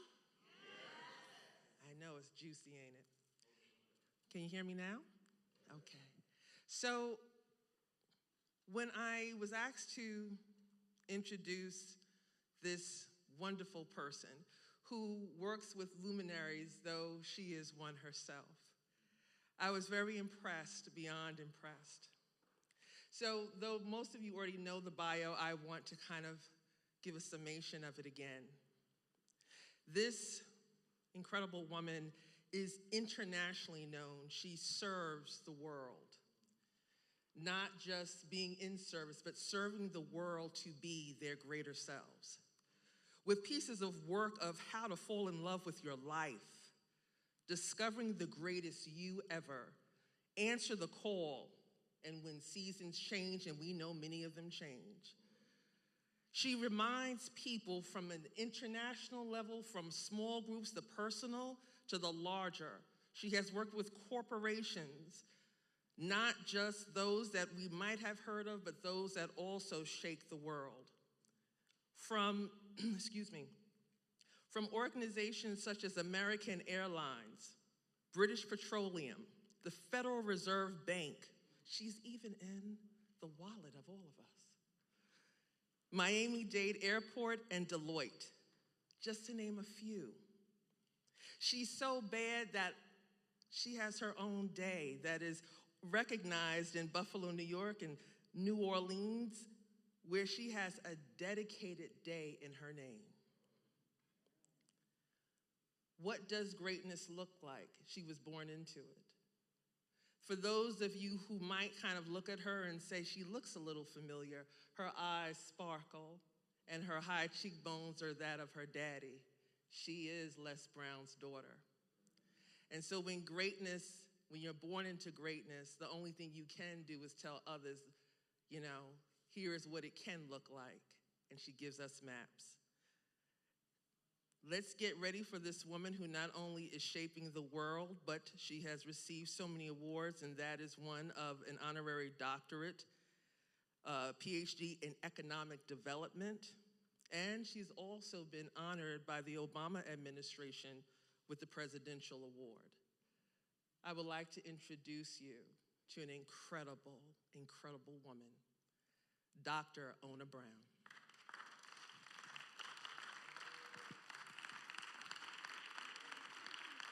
Thank you, Queen. Thank you. Dr. Charles, thank you so much for that wonderful introduction. How's everyone doing today? Good. It's good to be here at Hillside. Listen, I'm going to ask something of you. You know, Rosa Parks went to jail so that we could sit in the front. So anyone who is more than 3 rows back, I'm going to ask you to lovingly be open and be coachable and be movable. Let me hear you say, I'm movable. I'm flexible. Okay, good. So I love it when you come to the front, because what happens is there's a collective energy. There's a connection that we're making together. So it's beautiful when we're all pulled in. I was going to ask them to do it, but I said, no, let me do it. Thank you for everyone that's cooperating. It's beautiful to see your smiling faces towards the front. You're looking good, smelling good. Someone paid the price for you to be here and look as lovely as you are. So give it up for yourselves. Give yourselves a round of applause. As people are still moving, it's okay. I'm going to move forward and just say Happy Friday. Happy anniversary. Happy Ubuntu. I am because, yes, we are. I salute the divinity within each and every one of you. Namaskar. So I am also giving honor to my spiritual mothers. I'm so blessed to give honor to Dr. Johnny Coleman, who was my spiritual mother when I was in Chicago. And then when I relocated here years later to Atlanta from Miami, Dr. Johnny Coleman got me on a three-way call with Dr. Bishop Barbara King. And she said, my baby's coming to Atlanta. I want you to look out for her and take care of her. And Dr. Barbara King said, it's done. So I was on the phone like, wow, this is amazing. And so I had an opportunity to spend so much quality time. I'm so grateful for the time that I had with these powerful women that were just amazing spirits. And every time I come to Hillside, I think about the fact that when we come here, we're so blessed because we're sitting in their dream. You're sitting right now in their vision. And so you are part of the manifestation of that vision. So that says a lot about who you are, because you're connected to that type of power. So everything that's in them is also in us. Yes? So we receive that, and we thank you for that. Thank you for being a part of that. And also, I want to make sure that we acknowledge none other than the great King Reverend Jack Bomar.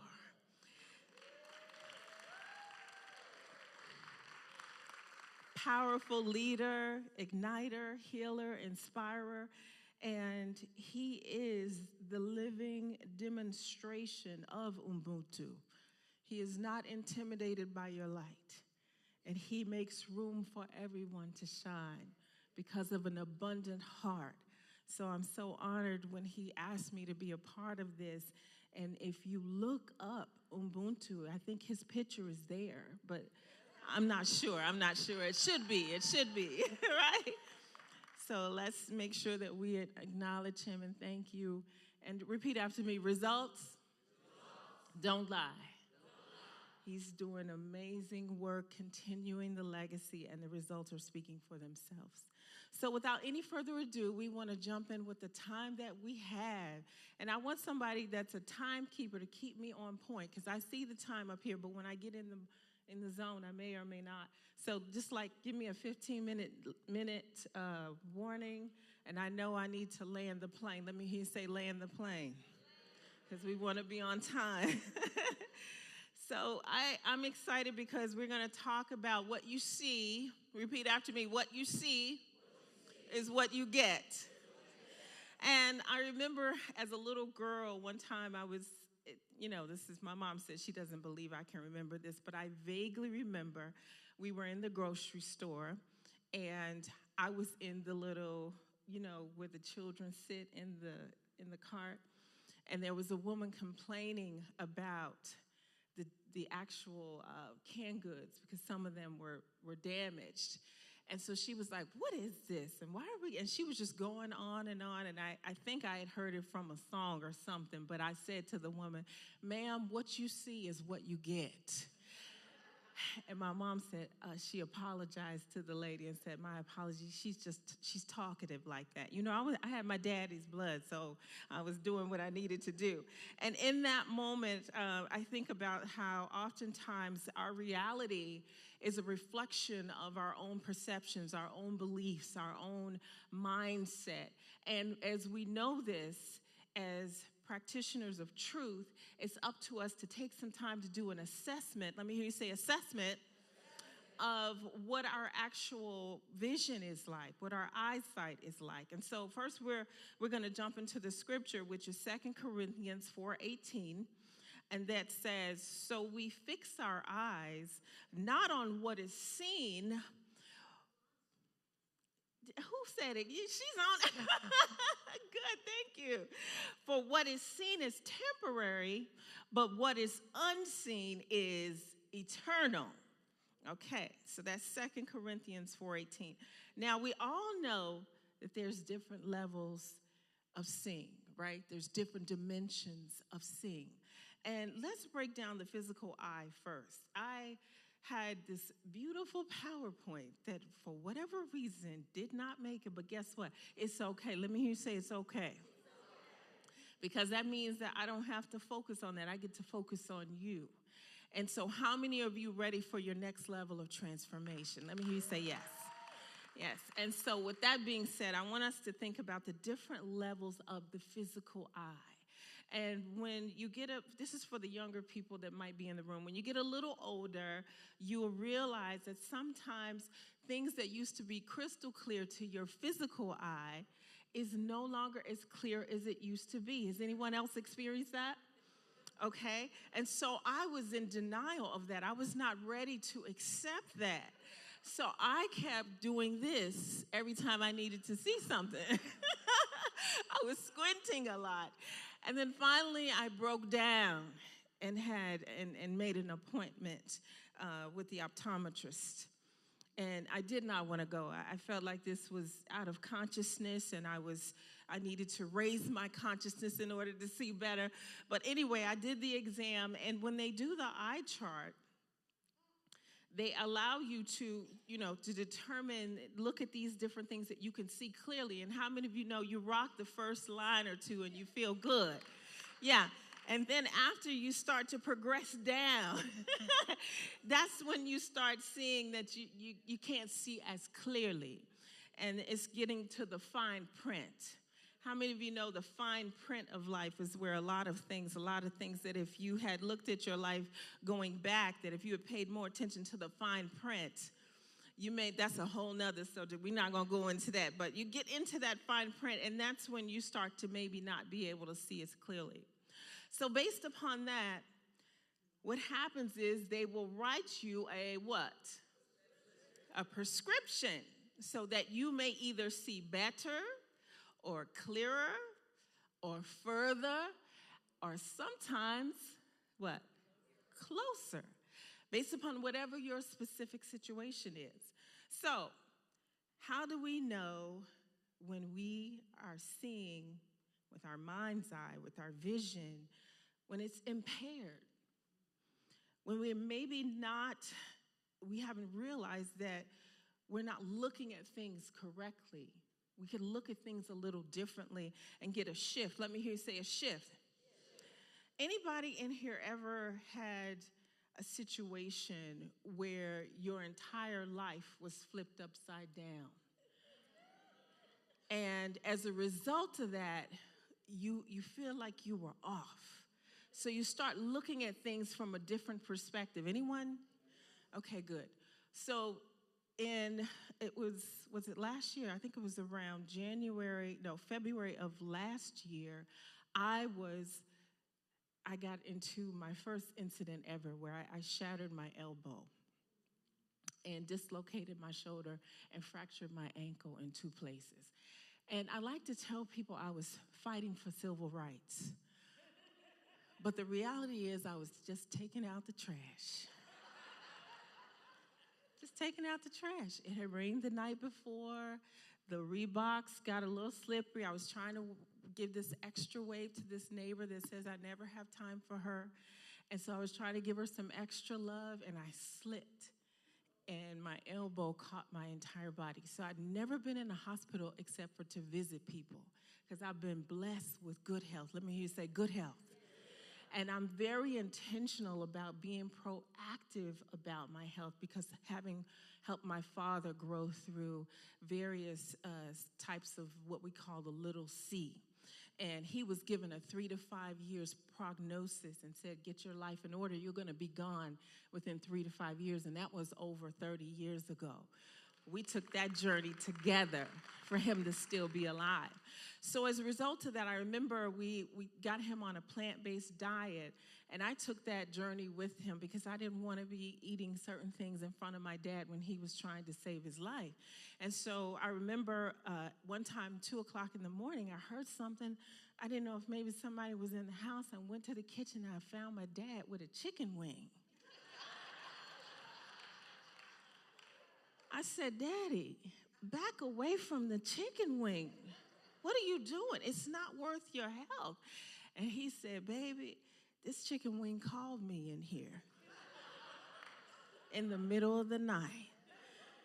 And so what I realized was we had to be very intentional about feeding life to the cells. I mean, you say life to the cells. And we were overcoming this appearance of this thing that, you know, Dad always says that doctors can give the diagnosis, but God gives the prognosis, right? Because they told him you'll be gone in 3 to 5 years, and he's still walking around, and the doctors are scratching their head. And some of the doctors that said that are now gone. They've crossed over. So don't ever allow someone to give you their opinion on something and not come back to the truth. That's what we're here for, to really learn how to practice that truth so that we can arise above whatever is said to us in those challenging times. Yes or yes? Okay, so where was I saying before that? No. We were talking about the value of being able to take care of yourself. So here I am. I'm dealing with this first physical challenge for me. And I felt like it was almost as if, God, did you forget about your girl, the one that's always doing good and making a difference and being obedient? And I felt like I was out of alignment. Have you ever felt out of alignment because of a situation or a circumstance? And so as a result of that, I realized that every time I heard the truck go by, even though I had to have my surgery and they put titanium in here, and now I'm like Bionic Woman. Anybody grow up watching Bionic Woman? Okay, good. When I heard the truck go by, I would think to myself, wow, that reminded me of that decision that I made that day. And I kept trying to redo it in my mind. Have you ever tried to redo in your mind? And so as a result, I decided that I was going to leave. I accepted an offer to do some work out in Vegas, and I was out in Vegas. I made a year commitment. It was the longest year of my life, and I realized that I'm not cut out for the desert, and I kept missing Hillside and missing my family. And so what happened was, in the midst of all of that, I made my way back here in June of this year, and I want you to repeat this after me, because Dorothy was right. There's no place like home. Woo, and you don't have to learn that the hard way like I did, okay? So that was the situation, but in the midst of that, I learned a lot. I grew a lot. I expanded. And so every time we have these challenges, we've got to look at how we're looking at these challenges and how we can begin to shift our perspective, our perception, so that it can be better. Let me hear you say better.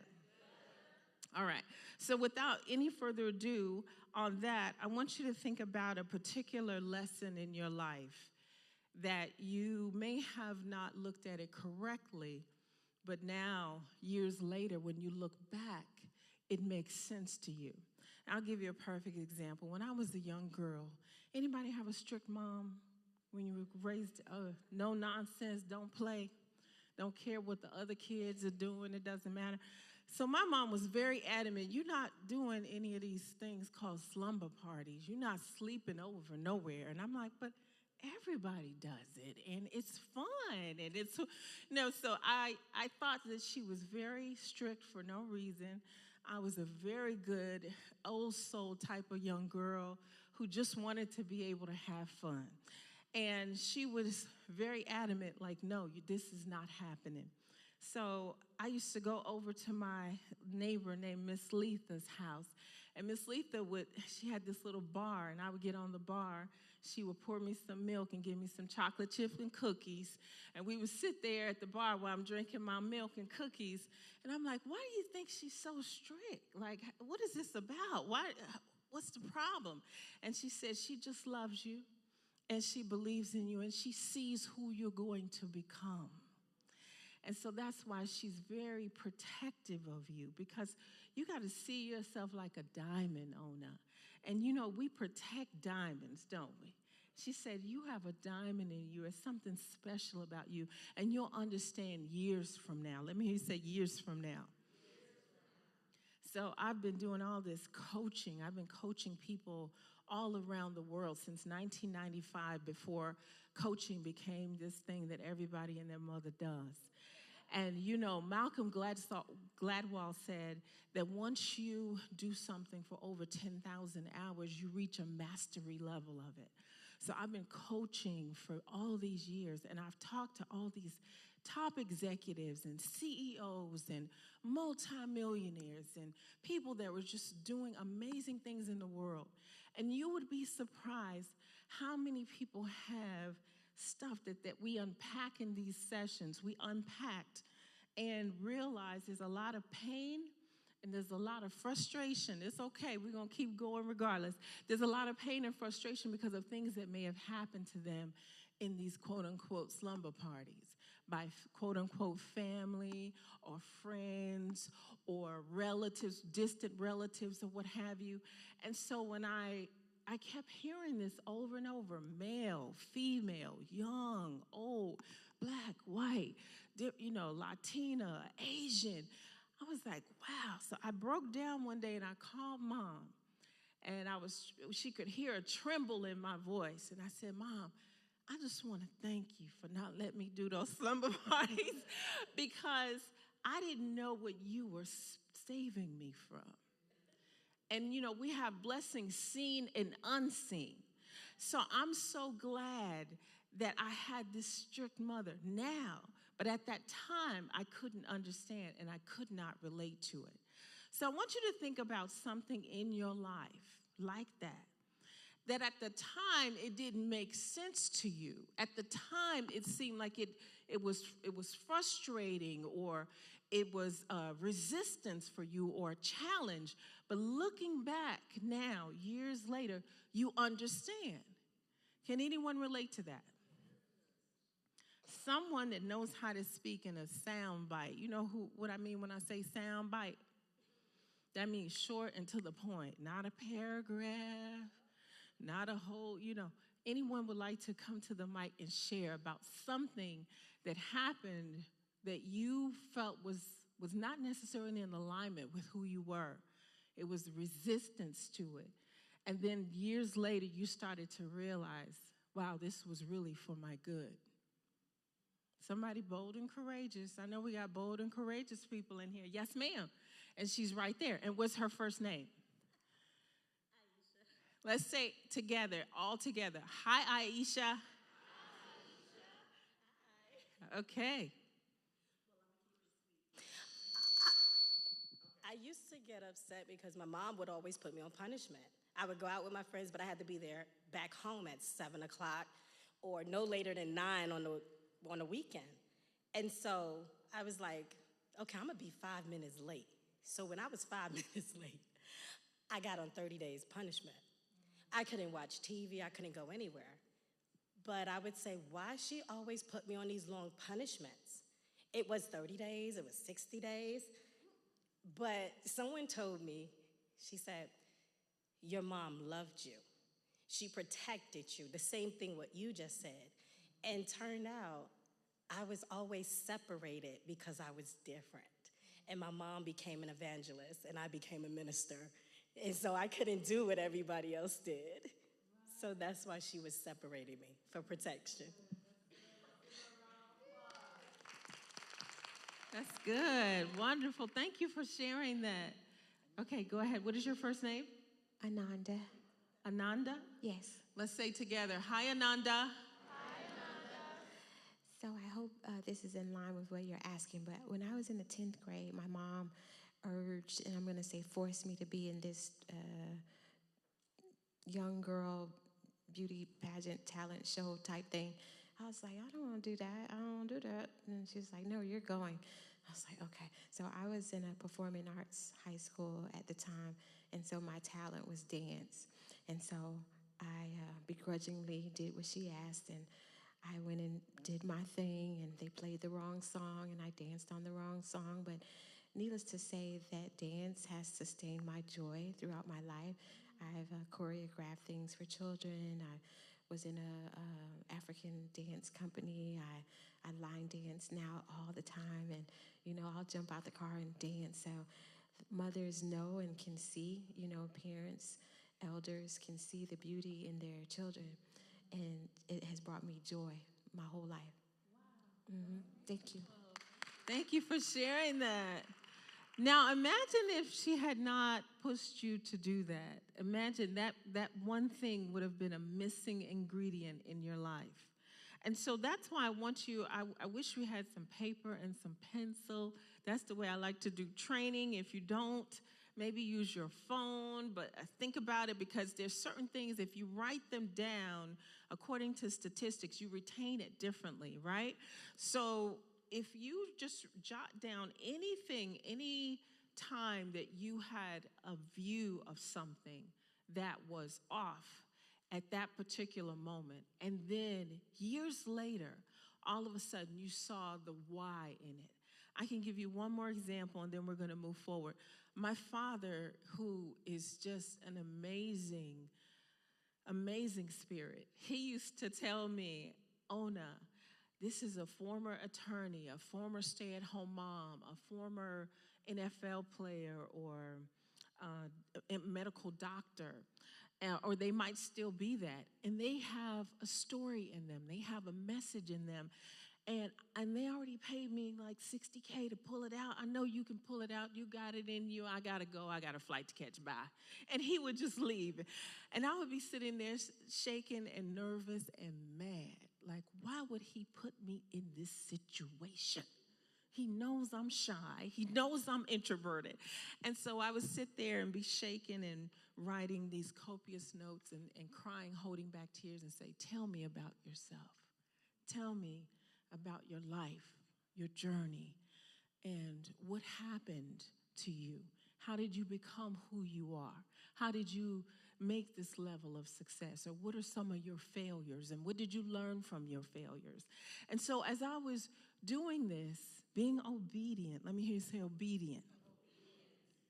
Because sometimes people can see something in you before you see it in yourself. I was being obedient, and I would take these copious notes, and then I would look at it, and I would say, oh, this is your message. This is what you have to share with the world. And they would say, that's it. That's it. Thank you so much. And so the message midwife, never giving birth to any children, but helping people to give birth to their unique message that they want to share with the world, their story. I felt like every time I did that birthing process with someone, the world became a better place. And because of that, now it's something that I adore it. I love it. It's my magnificent obsession, because I believe that everyone has some experience, some knowledge, some wisdom that you've made it through. Anybody in here ever made it through something? Okay, good. I'm going to ask you some questions. Has anyone here ever went through being fired from a job? Raise your hand. Okay, good. I would say stand up, but I know some of y'all don't feel like standing up, but we'll just do your hand. Okay, has anyone ever had someone betray them or leave them or abandon them after they helped them and was there for them? Yes, okay, good. But you made it through, yes? Has anyone ever had their car repossessed? You go out to get in the car and you in the parking lot where you left it, but it's gone. Nobody ever had that? Okay, good. Okay, good. One person. But you made it through. You got through it, right? Has anyone ever been in a situation where you lost a loved one? You had to bury them and say goodbye. And you had to learn how to grow through that grief. And you had to go into the upper room to seek a way to find peace in your soul again and get that hole out of your soul. Yes? Okay, so these are type of things that other people are going through right now. And you could help to shorten their learning curve because you've already been there, done that, and got a t-shirt and a keychain to go with it. But you got to the other side. Let me hear you say the other side. So here's what I want us to do is think in terms of some ways that we can begin to see better in the moment and not always after the fact, not after, years later. Here's one thing you can do, and that is to judge not according to, where's my biblical people at? Judge not according to appearances. Thank you. Judge not according to appearances. When we judge a thing, oftentimes we judge it wrong. And we can miss it, what someone is sharing, because it doesn't show up in the way that we think it's supposed to show up. Yes or yes? Listen, y'all have to raise your energy now. Y'all not going to sleep on me up in here. Raise your... Ooh, sorry, God. You see I stab into the... So when I did that, the lights blinked. Okay, good. So the other thing you have to do is adjust. Now, I'm not just having you to repeat stuff for the fun, because then that's how you retain it. I don't see a lot of people taking notes, so you retain it and when you repeat it, because now it's audible as well, right? So repeat after me. Adjust your thinking, because it might be stinking. So you got to adjust your thinking, shift your mindset, and that's going to help you in these situations when you get in another possibility where someone is saying something to you or trying to help you with something or wanting you to do something that you don't necessarily want to do. Listen, I can tell you this. When Reverend Jack came to me and said, "Yeah, would you like to be a part of the conference?" I said, "Huh?" A part of me was going to say, absolutely not, because I knew that there was going to be a part of me that would be nervous and up all night and going over notes. And I said, but then it was like, he has this way of looking at you like, that it's time. You got to do it. And so then you have to say what? I coach my clients to say yes to life. Oftentimes when we say yes, that's when we get to see what's really possible. And oftentimes the very thing that we are wanting in life is on the other side of anything that makes us shake inside and want to run in the opposite direction. Have you experienced that? So the final thing that can help you when you're looking at how you can begin to have that right vision, that right sight when you need it ahead of time, is to remain open to other people's insight. Repeat after me. It's hard to see the picture. Raise your energy, sit up and speak from your belly, your abdomen. Repeat after me. It's hard to see the picture when you're inside of the frame. It's hard to see the picture when you're inside of the frame. So there's things that you could see about my life that I may not see. There's things that I can see about your life that you may not see, especially when you're in the ring of life and you're throwing blows and I see you about to get punched. I might say, duck. And you can duck and miss that punch. That's the beauty of having someone that's in your corner, that believes in you, and that's ready to go to battle for you. So being open to someone else's insight, someone else's vision of who you are, and it may not fit into the box of how you see yourself, but that doesn't mean it's not a possibility that you can explore. Yes or yes? Yes. Okay, good. So let's move on to the next point. And that is, how do you see yourself? How do you see yourself? Anyone know how they see themselves? Anyone like to share like a little bit about how you see you and who you are? I know I've got some bold and courageous leaders in this room. Yes, ma'am, please come to the front. And while you're coming, what is your name? Hattie. Let's say, hi, Hattie. Hi, Hattie. I like you. Give her some energy. That's good. I love me some me. She said, that's it. She said, I love me some me. Anyone else can relate to that? Yes. Okay, good. So, yes, sir, in the back. How do you see yourself?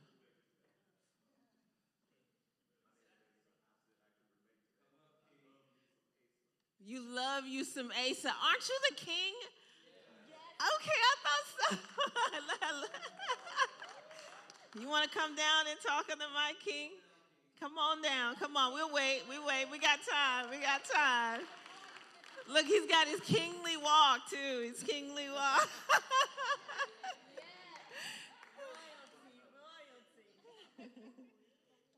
This is not what I'm supposed to do. I just take photographs. Okay. I don't. Come on over, Queen.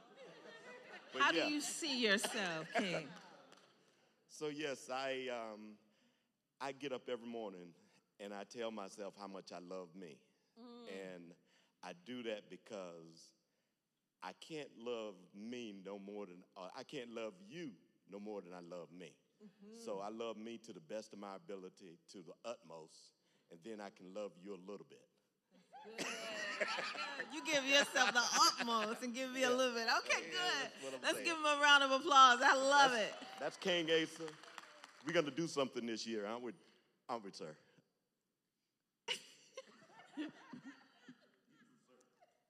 My name is Denise. Let's say hello, Queen Denise. Hello, Queen Denise. I'm the queen. And I've been coming to volunteer a long time, so I like to be a queen. Good. All right, Queen Denise, thank you for that. That's awesome. I love it. So I can remember a time in my life where I had a challenge. This was interesting because Dad and I had fallen out, and we normally just adore each other and get along, but we had fallen out. You ever fallen out with somebody you love? So we fell out, and during this time, I was really going through, I was in the valley because I felt as if I wasn't sure if what I was doing was what I was supposed to be doing, or is it what I thought should be doing as a result of my father's legacy, which I was proud to carry on. And I was going through this financial challenge. Anybody ever been through a financial challenge? Okay, somebody got a little insight on that? Okay. So during this financial challenge, I got a little behind on my car note, and this gentleman started calling me from Ford on a regular basis. And so I started talking to him about his life and inspiring him about his life. And he was like, you are amazing. I look forward to these calls, but we're going to have to get this car if we can't get a payment. And I said, well, I'm kind of in between things right now, and I'm figuring out some things, but don't you worry. I said, everything will work out. Because, whenever I would have a financial challenge, I could hear Dr. Johnny Coleman's voice in my head, and she would always tell me, God is the source of your supply. And so I would hear that in my head, and that's what I would think every time I got off the phone with him. Well, it fast-forwarded to a time where my birthday was coming up. And Dad said, he called me and said, listen, baby, I'm tired of us fighting. I want to make up. Can we just put it behind us, please? And I said, yeah, but we need to go in the studio and talk about it so other people can learn how to resolve their conflicts and how to work together and let love have the last word. And so he was like, okay, I'm willing to do that. I'm flying for that. And he said, I want to do a celebration, your birthday. And he said, so let's have a party for your birthday, and then we'll go to the studio the next day, and, everything's going to be fine. It's all going to be beautiful. I said, okay. So, my pride, what is pride? Pride cometh before a fall, and ego is edging God out. So I didn't want to tell him about this little situation that I was growing through. Let me say growing through. So we went ahead and went to the party, And it was so weird. I had never done this before in my life. I don't know where this came from, but when we got out of the car, we parked in it was actually a handy kept space in the front, but because we had the venue and it was my party, I felt worthy. Let me hear you say worthy. So I parked right there in the very front, right next to the door. But when I got out of the car, I went like this, and I cloaked the car, and then we went in. And so we go in, and we're dancing, and we're laughing, and we're talking. And to me, it was just like a covering of the car. I don't know why. So a couple days later, after we had went to the studio, we almost tore up that studio when we started talking about forgiveness, but it created this powerful body of work called The Gift of Forgiveness. And I have it on CD, but I'm going to see if there's any way we can make sure you guys get this, because it's good, okay? But I also, after that, the man called from Ford, and he said, hey, he said, how you doing? I said, I'm good. He said, you had a birthday party, didn't you? I said, yeah, I had a birthday party. How'd you know? He said, oh, we went to your Facebook page, and we saw that you had a birthday party, and you put the flyer up. And I sent my guys out to get your car. And he said, we circled the venue all night, and we couldn't find your car. He said, did you go in a limo, or did you have somebody pick you up, or what'd you do? You park in the back? I said, no, I was parked in the front. He said, well, how come we couldn't see your car? I said, oh, that's easy. I cloaked it. He said, what? What you talking about, Willis? And he said, now listen, don't y'all try this now. They got different technology now. But anyway, it was an interesting situation, because what it showed me was there's so much more inside of us than we can ever begin to imagine. And we've only scraped the surface of our potential. And so how many of you know that you've only scraped the surface of your potential? There's so much signs, miracles, and wonders that's stored in each and every one of us. And oftentimes, it's those challenging moments is when we get an opportunity to really see it.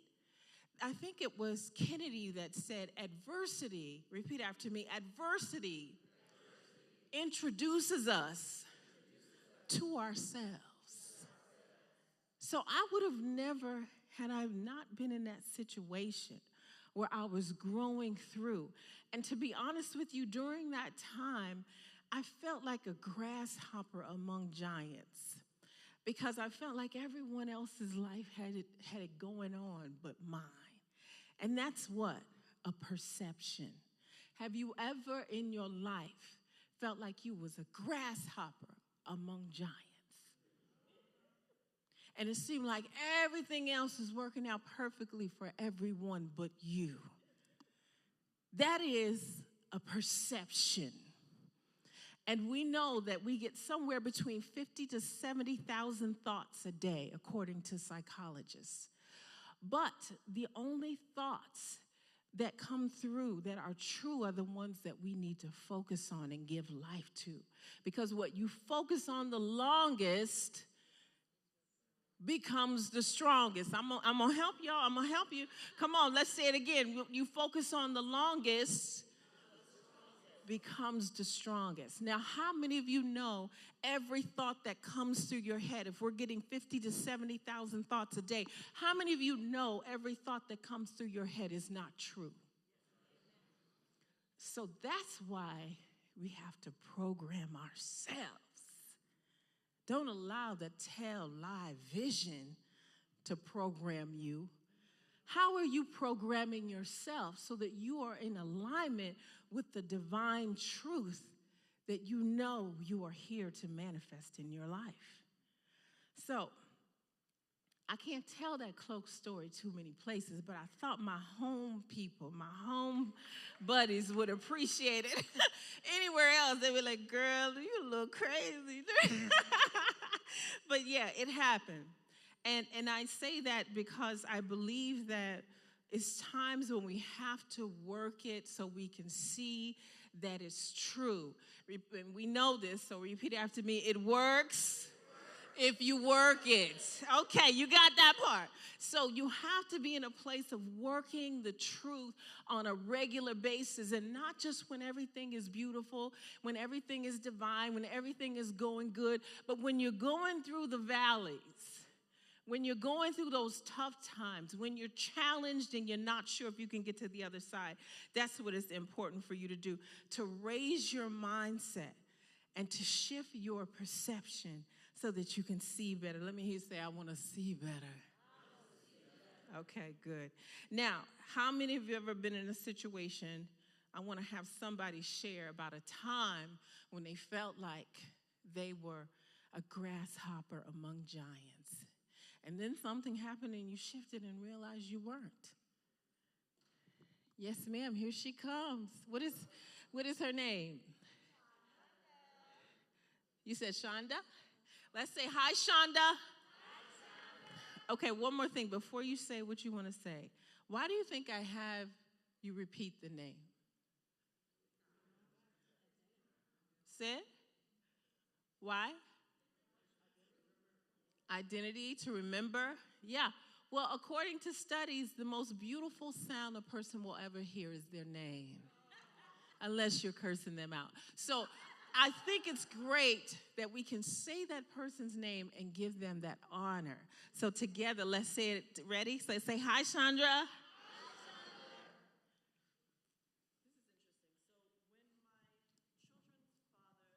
Microphone. Hello, there we go. When my children's father decided to move out, I figured that he wanted somebody that was prettier than me, that was more than me.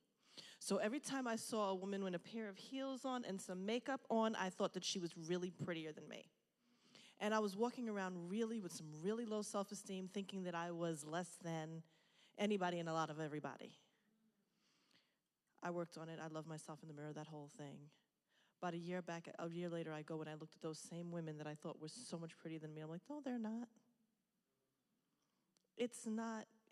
I realized in that moment, it's our perception of ourselves comes from however we're feeling about ourselves at the time. Because I allowed that situation to make me think that I was less than, I saw myself as less than, which is completely not true, right? So that's the story. Hold on, Chandra. I want you to stand here. Open your arms. Turn around. Everyone stretch your hands towards Chandra. Say, Chandra, you're powerful. You're beautiful. You're amazing. You got the right stuff.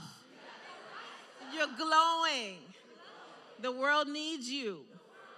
Shine your light. And whatever you do, don't stop shining. Let me say, I will.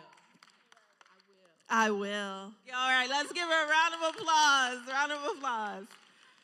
Okay, I need another bold and courageous person to share a time when you felt small and you realized, wait a minute.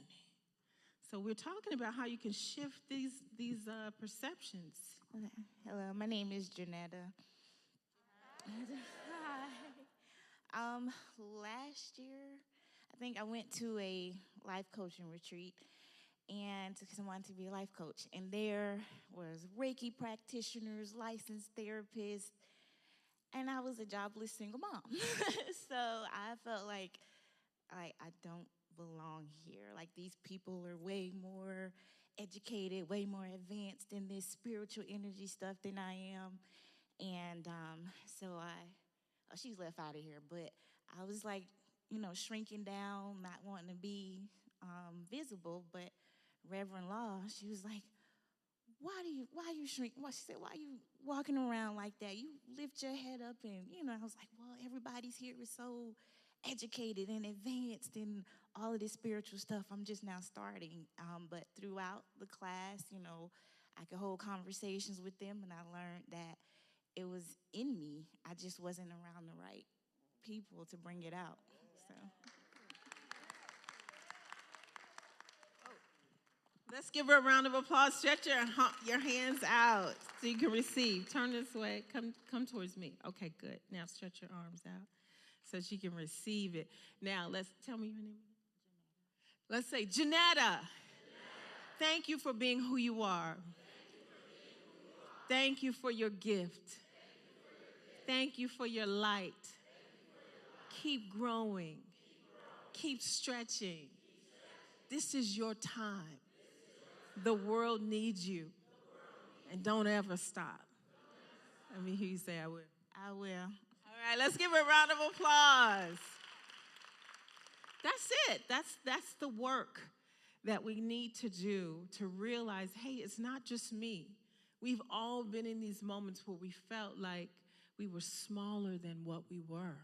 We've all been in these situations where we had to realize, wait a minute, I'm a descendant of a giant. You know, we are descendants of the slave that would not give up. We have so many people that have paid the price, as we talked about earlier. So I want us to affirm this together, and I want to talk about some ways that we can make sure that we stay ahead of this. So let's affirm in a powerful way right now for yourself.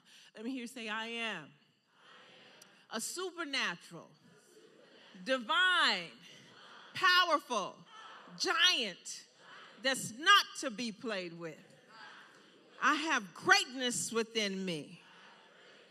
And I know that my time to shine is now. And there's something that only I can do, because there's nobody else like me on the planet but me. And so therefore, I shine in my own unique way. Give yourselves a round of applause. Okay, when we say these things, some of you are really giving it up. And I'm telling you, if I ever see you at one of these football games giving it up more than you are for yourself, we're going to have a problem. You got to be in that space of really speaking out from your abdomen and projecting. Why? Because your cells are listening. Why? Because we're reprogramming the subconscious. Why? Because you owe it to yourself to live in a society that tells you all about your limitations and your inadequacies and your shortcomings and, oh, you're not tall enough. Oh, you're not short enough. Oh, you're not big enough. You're not skinny enough. You're not light enough. You're not dark enough. We get all of this stuff that we're bombarded with on a day-to-day basis. So it's up to us to do the reprogramming. Yes? So I know that sometimes it's not easy when it's just us, but that's what we have to do. That's the work we have to do. So do this. Stretch out your hands and let's talk to God. I know God's not up there, but we're going to do this. Say, God, with some more energy. God, let me know the truth about myself. No matter how magnificent it is. Let it simmer. Let it simmer. All right, good. So let's talk about how we can begin to make sure that we don't see ourselves small anymore. One of the first things that we get to do is to forgive ourselves. Let me hear you say, I forgive myself. Oftentimes we have a negative inner critic in our head that is so hard on us.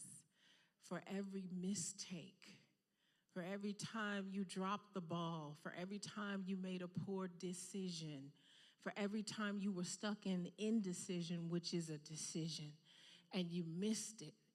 For the times that you really, you planted seed, but it was stony ground, and you didn't get the harvest.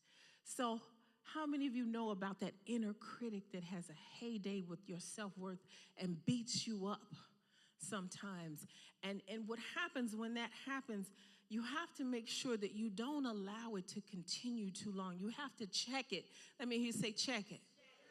So you got to, when that negative inner conversation is showing up and beating you up, you have to say simply, thank you for sharing. And then put the negative inner talk away and start affirming and speaking life into yourself. And even if you have to call forth those things that be not as though they were, it's okay. Even if you have to say some things that you may not really feel totally full about, you're not sure if you're all the way there. Call it forth. Speak it into existence. Claim it. It's okay. But speak it over yourself. And forgive yourself. All the clients that I work with, and this is, you don't have to pay me thousands of dollars for this. All the clients that I work with, one of the first assignments is for them to do a letter of forgiveness. If we had round tables and paper and some soft music, I would have you guys writing that letter of forgiveness right now so that you can start to release some things that you've been holding on to either consciously or unconsciously about yourself. And what does that do? That affects the way you see things. That affects the way you see yourself. And that affects your life. So forgiveness is the first step. What is the first step? The second step is that when you look in the mirror, I want you to salute the divinity within you. I know you can speak life to yourself, but it's important that when you look in that mirror, you acknowledge the fact that the indwelling presence of Christ is within you. Are you ready for that? Okay, look at your feet. Look at your feet. Everybody look at your feet. Now look at the feet, the ground under your feet. Can you see the ground under your feet? Okay, that's holy ground because your feet are on it. Yeah? So just continue to walk in that place of embracing the fact that the divinity within you is never apart from you. Wherever you go, come on now, who said it in the back? Who said it? I heard somebody say, wherever you go, there God is. It was here and over here. Who said it over here? Yeah, who was it though? I need a hand up in the air. Somebody shot. Was you? Okay, good. So we got 2 people that get two free books. Thank you for being in that consciousness, in that flow. So that's the second thing, is to make sure that you salute the divinity within. The other thing is, we said it already, call forth those things that be not as though they were. Really speak it into existence. Anyone ever spoke something into existence that you knew probably wasn't supposed to happen, but it happened? Come on now, you know what I'm talking about. You applied for the house and they said, oh, the credit's tore up from the flow up. But you still was able to get it. You still was able to put the money down. You still was able to make a way out of no way, and it opened up for you. Yes. Tell me something that happened that you called it forth.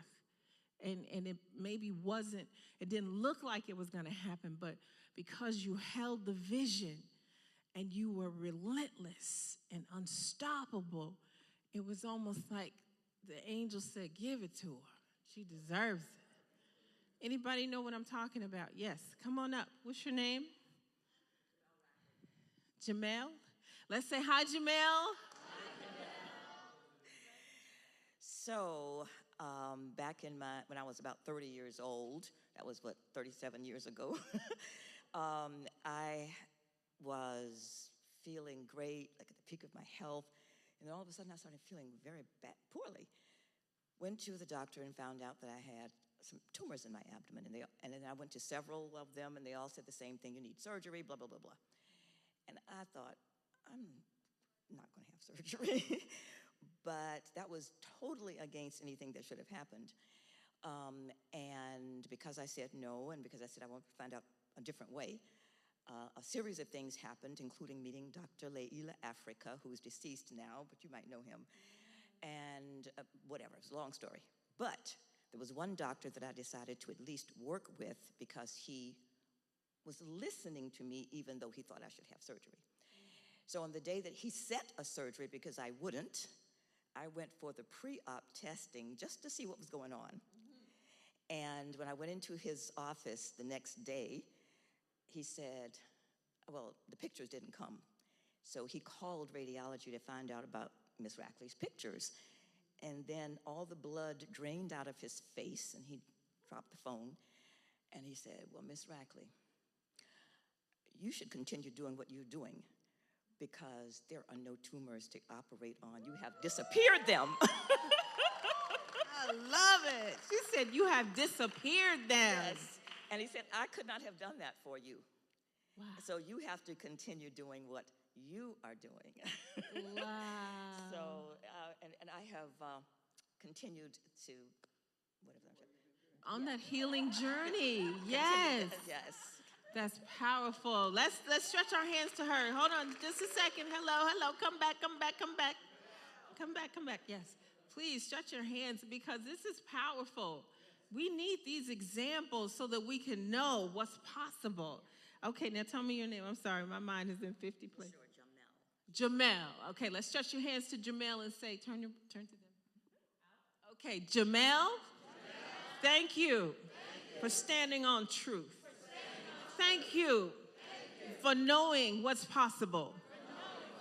Thank you for holding the light, for being a walking demonstration, for being a walking miracle. Thank you for allowing us to see you shine today. Keep shining. The world needs you. Let me say, I will. Let's give her a round of applause. Woo, that's good. I love stories like that. I could hear stories like that all day. The final point is, on this one, is to fill up your cup. Fill up your cup, your love cup. You know, I remember I've been flying since I was 7, and I remember they always used to say, if by chance we lose altitude, put the oxygen on yourself first. I'm like, these are some cold-blooded people. I'm not listening to them. I love children and elders, and I'm going to help the children and elders first. I'm not listening to those crazy directions. And finally, one day, after I don't know how many hundreds of flights, as I was about to fall asleep and put my seatbelt on, I realized that if I lose consciousness, who can I help? And so it wasn't necessarily bad instructions. It was necessary instructions. Repeat after me. You can't pull anything out of an empty bag. So we owe it to ourselves, as my queen sister, Ayanna Van Sant, says so eloquently. She says, we're to give from our overflow. And so you give from your overflow, but you pouring into yourself. Our king said it. He said, I love myself, and then with the love that's left over, I love you, babe. That's powerful, because then you're in a place of not being able to have someone deplete you. Has anyone ever been depleted before? Had your tank on E, looking crazy. And you knew that you were a part of the process, and you had to find a way to love yourself enough to say enough is enough, creating healthy boundaries in order to make sure that your cup filled up. I know I'm talking to the women, because we as women, the gatekeepers of life, nobody can get here unless they come through one of us, yes? We have a tendency to nurture and give and supply and help and uplift and support, and then leave ourselves at the back burner, at the bottom of the totem pole. I remember one time we were speaking in Jordan before 3,000 Jordanians, and there was this big conversation about whether or not I should have my head covered when we went on stage. And finally, at the end, I prayed about it, and I just felt like I wanted to be authentic, because when I had the thing on my head, I felt very strange. And I knew that would come out in my speaking. So I decided to take it off, and I spoke from my heart, and it was beautiful, and they received it, the men and the women. And when I left there and went to the product table, women just flocked around me. And a lot of them, I couldn't see anything but their eyes, because only their eyes were allowed to be, viewed. And they said to me, thank you so much. Thank you so much. We never see women on stage here. You know, it was a different culture. Normally, I run the meetings for my father. There, I had to write down what needed to be said in the meetings and slide it to him. It had to come out of a man's mouth. It could not come out of a woman's mouth. And there, when we ride in the car, they were riding us around to different places. I had to sit in the back, and he had to sit in the front. And he loves to sit in the back and go to sleep. So they had us really off. I said, Dad, you got to get me out of this country fast before something happened, you know. But it was a learning. It was a growing for me. And so the women came up and said, thank you so much. I know now that I can be a powerful woman of God. Check your phones, everybody. Check your phones. A powerful woman of God, a powerful wife, a powerful mother, and still have a dream. And sometimes the women think that it's got to be one or the other. Like your duty as a wife, as a mother, has you in a place where maybe you cannot have a dream. Let me hear you say, I can have it all. So find a way to set those healthy boundaries for yourself. Still love, still give, still nurture, but also fill up your cup, as the great Ayanna Van Sant says, and give from your overflow so you don't find yourself on E. Because what happens is when you find yourself on the freeway of life with your hazard lights on, and half the folk you help don't even stop, okay, you got to understand it's going to be a journey for you to replenish yourself and get back in the game of life. So it's okay to put the oxygen on you. It's not a selfish thing, right? So I remember as we start to talk about how we see ourselves, the final point of this place of really learning how to see ourselves in a powerful light. I've got a few minutes, and I want to share this story with you. I remember this was a while back, and I know things can get around in Atlanta, so I'm hoping we can. Is this a safe space? Can y'all keep it in the room? Let me say, keep it in the room. So at this time, back in the day, there's some powerful wisdom in this. Back in the day, the great Tyler Perry was opening his studio. He was having a grand opening. And so I felt that it was my divine right to be in the room at the grand opening of his studio, because one of my first houses was right in that vicinity, not too far from the studio. So I started to declare and decree. Let me say declare and decree. I said I'm already there, and I started writing in this journal, at different journals I'm always writing in, and I started saying, I'm at the grand opening. It's amazing. I'm having the time of my life. So I went and found a dress in my closet that I hadn't worn too many times. You know how you recycle those formal dresses? And I was like, I've only worn this once or twice, so this is what I'm going to wear. This is a divine outfit after figuring out a bunch of things. And I started putting it out to everybody I knew that I was going and declaring it. And I held the vision. Let me say, hold the vision. So when you wake up in the morning, you got to spend time dealing with your imagination. Let me say imagination. Isn't that one of our things here? There it is, right in front of me. June, my birth month. So your imagination, according to Albert Einstein, your imagination is greater than knowledge.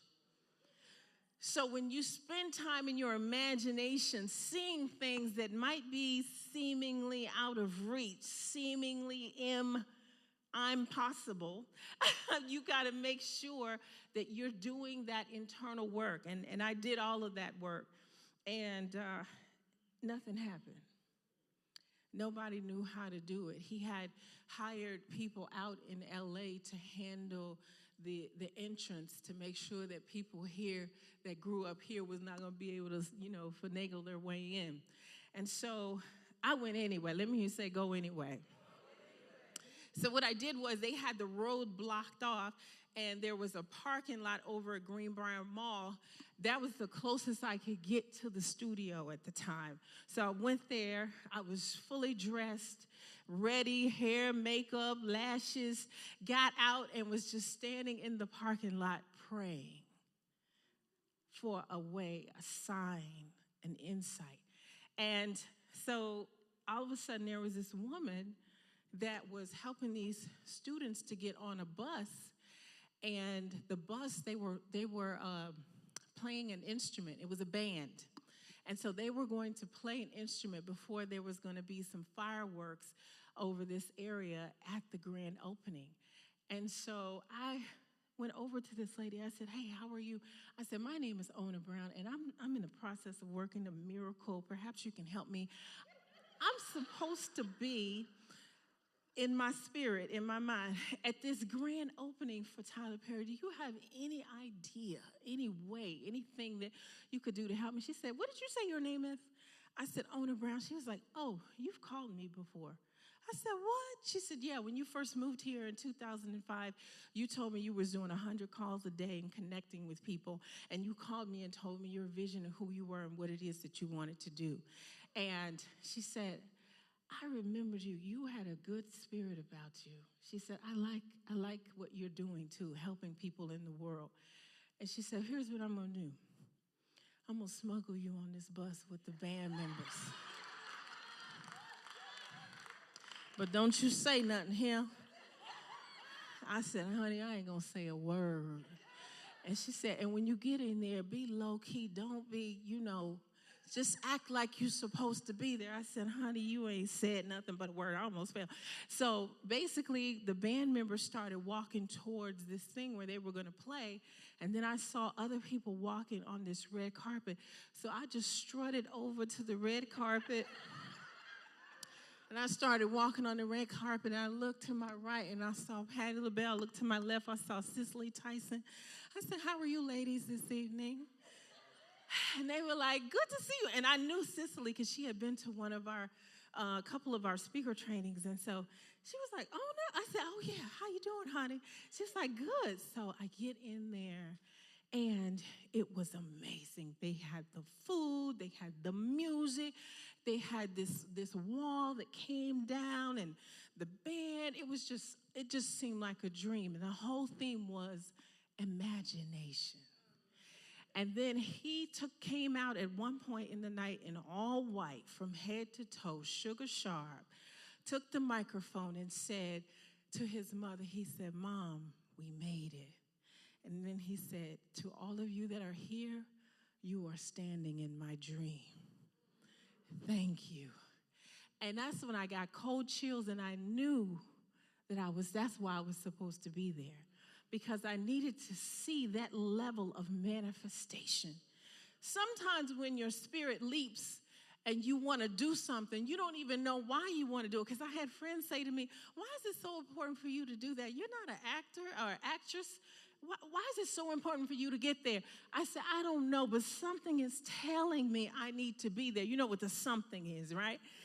And I'm so glad when you hear something, you got to be obedient. Let me hear you say obedient. Don't question it, and don't try to figure out how. Repeat after me. How is none of your business. Don't worry about it. Just set the intention, and the way will come. The resources will come. The contacts will come. It will open up.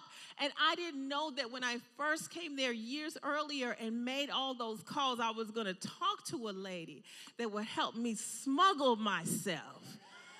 Ooh, y'all ain't never been smuggled before. Come on now. Y'all don't know what I'm talking about. So anyway, I just want to make this final point as we're landing the plane, that you have to see yourself in your divine light.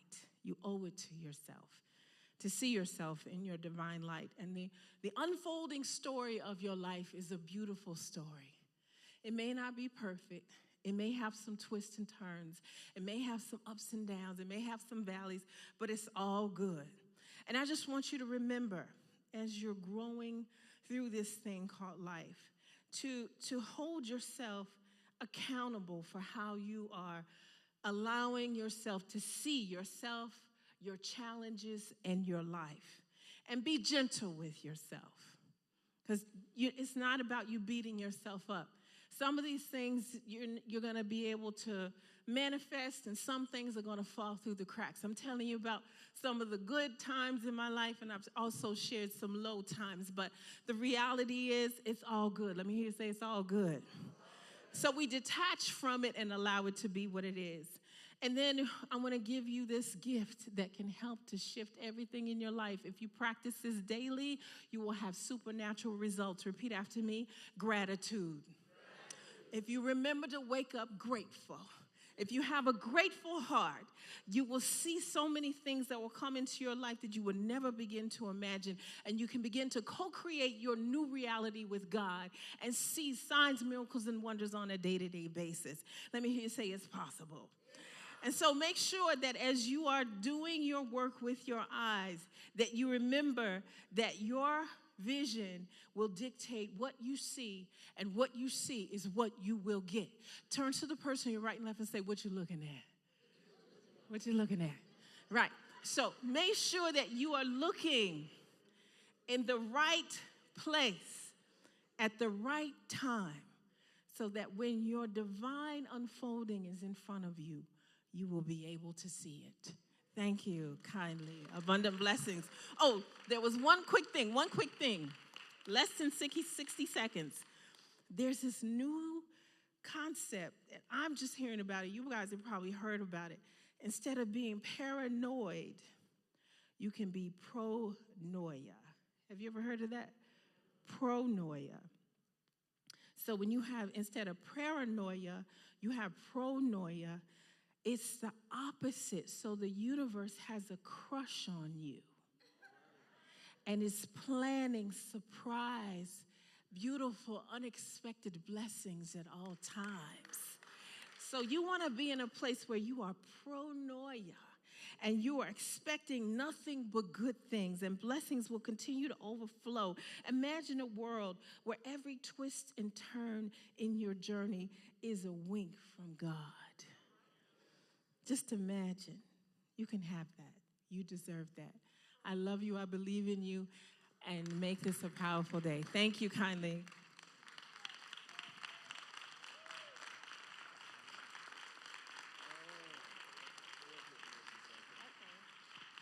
That was powerful.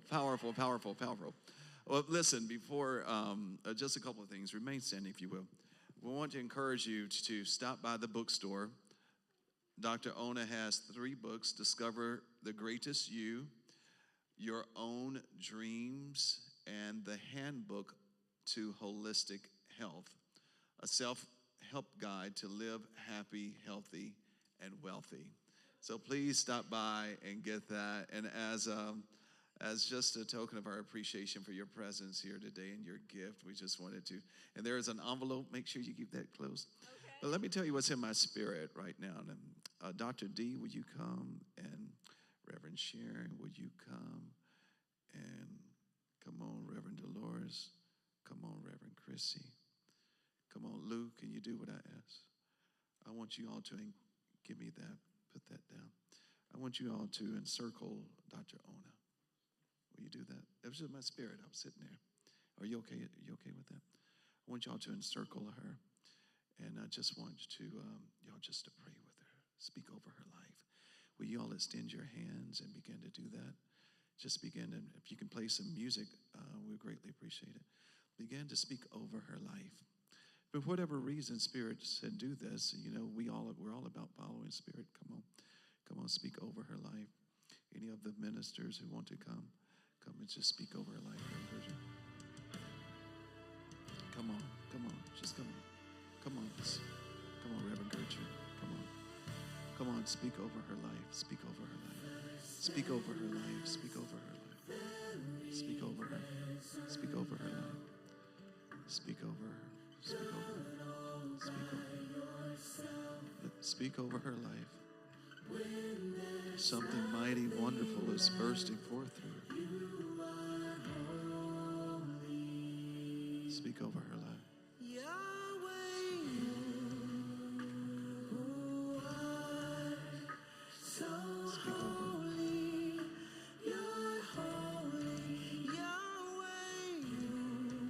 Mothers, come on, Any of the mothers, spiritual mothers of Hillside. Any of the deacons who want to come, just come. Speak over her. Speak over her. Come on, deacon.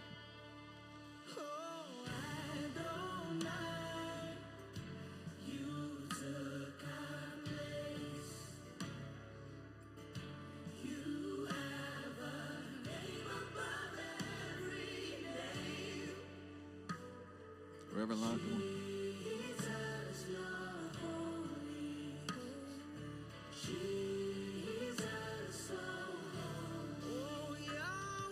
So feel her full, overflowing.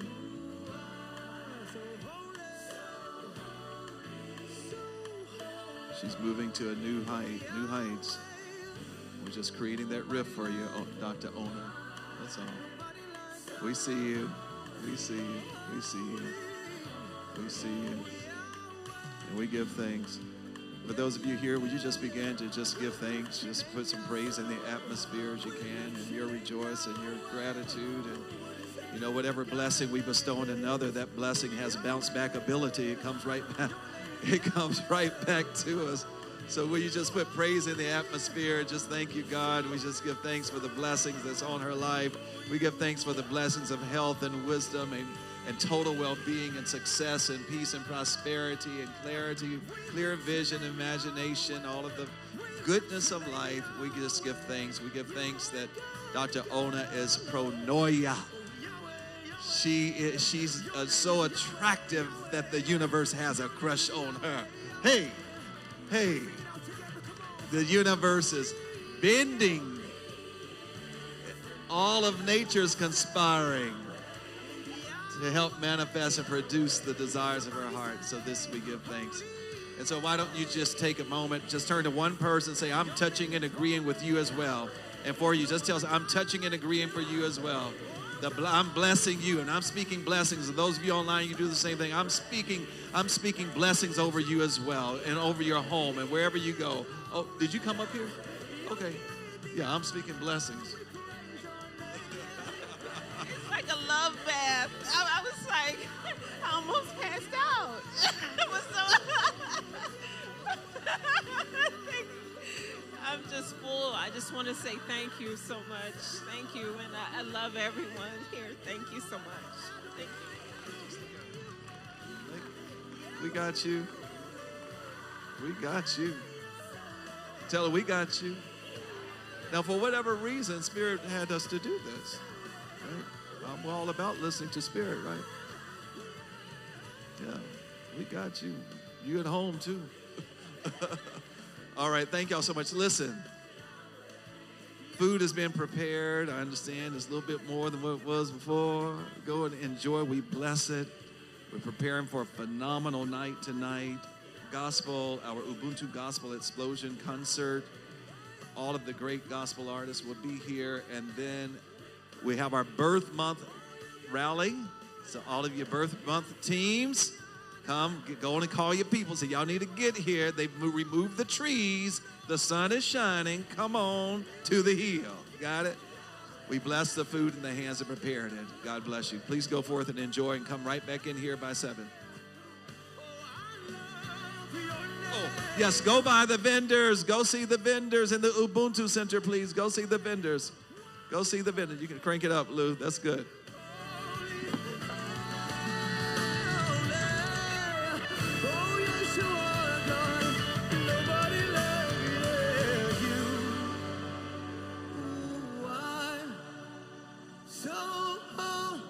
Lift it up.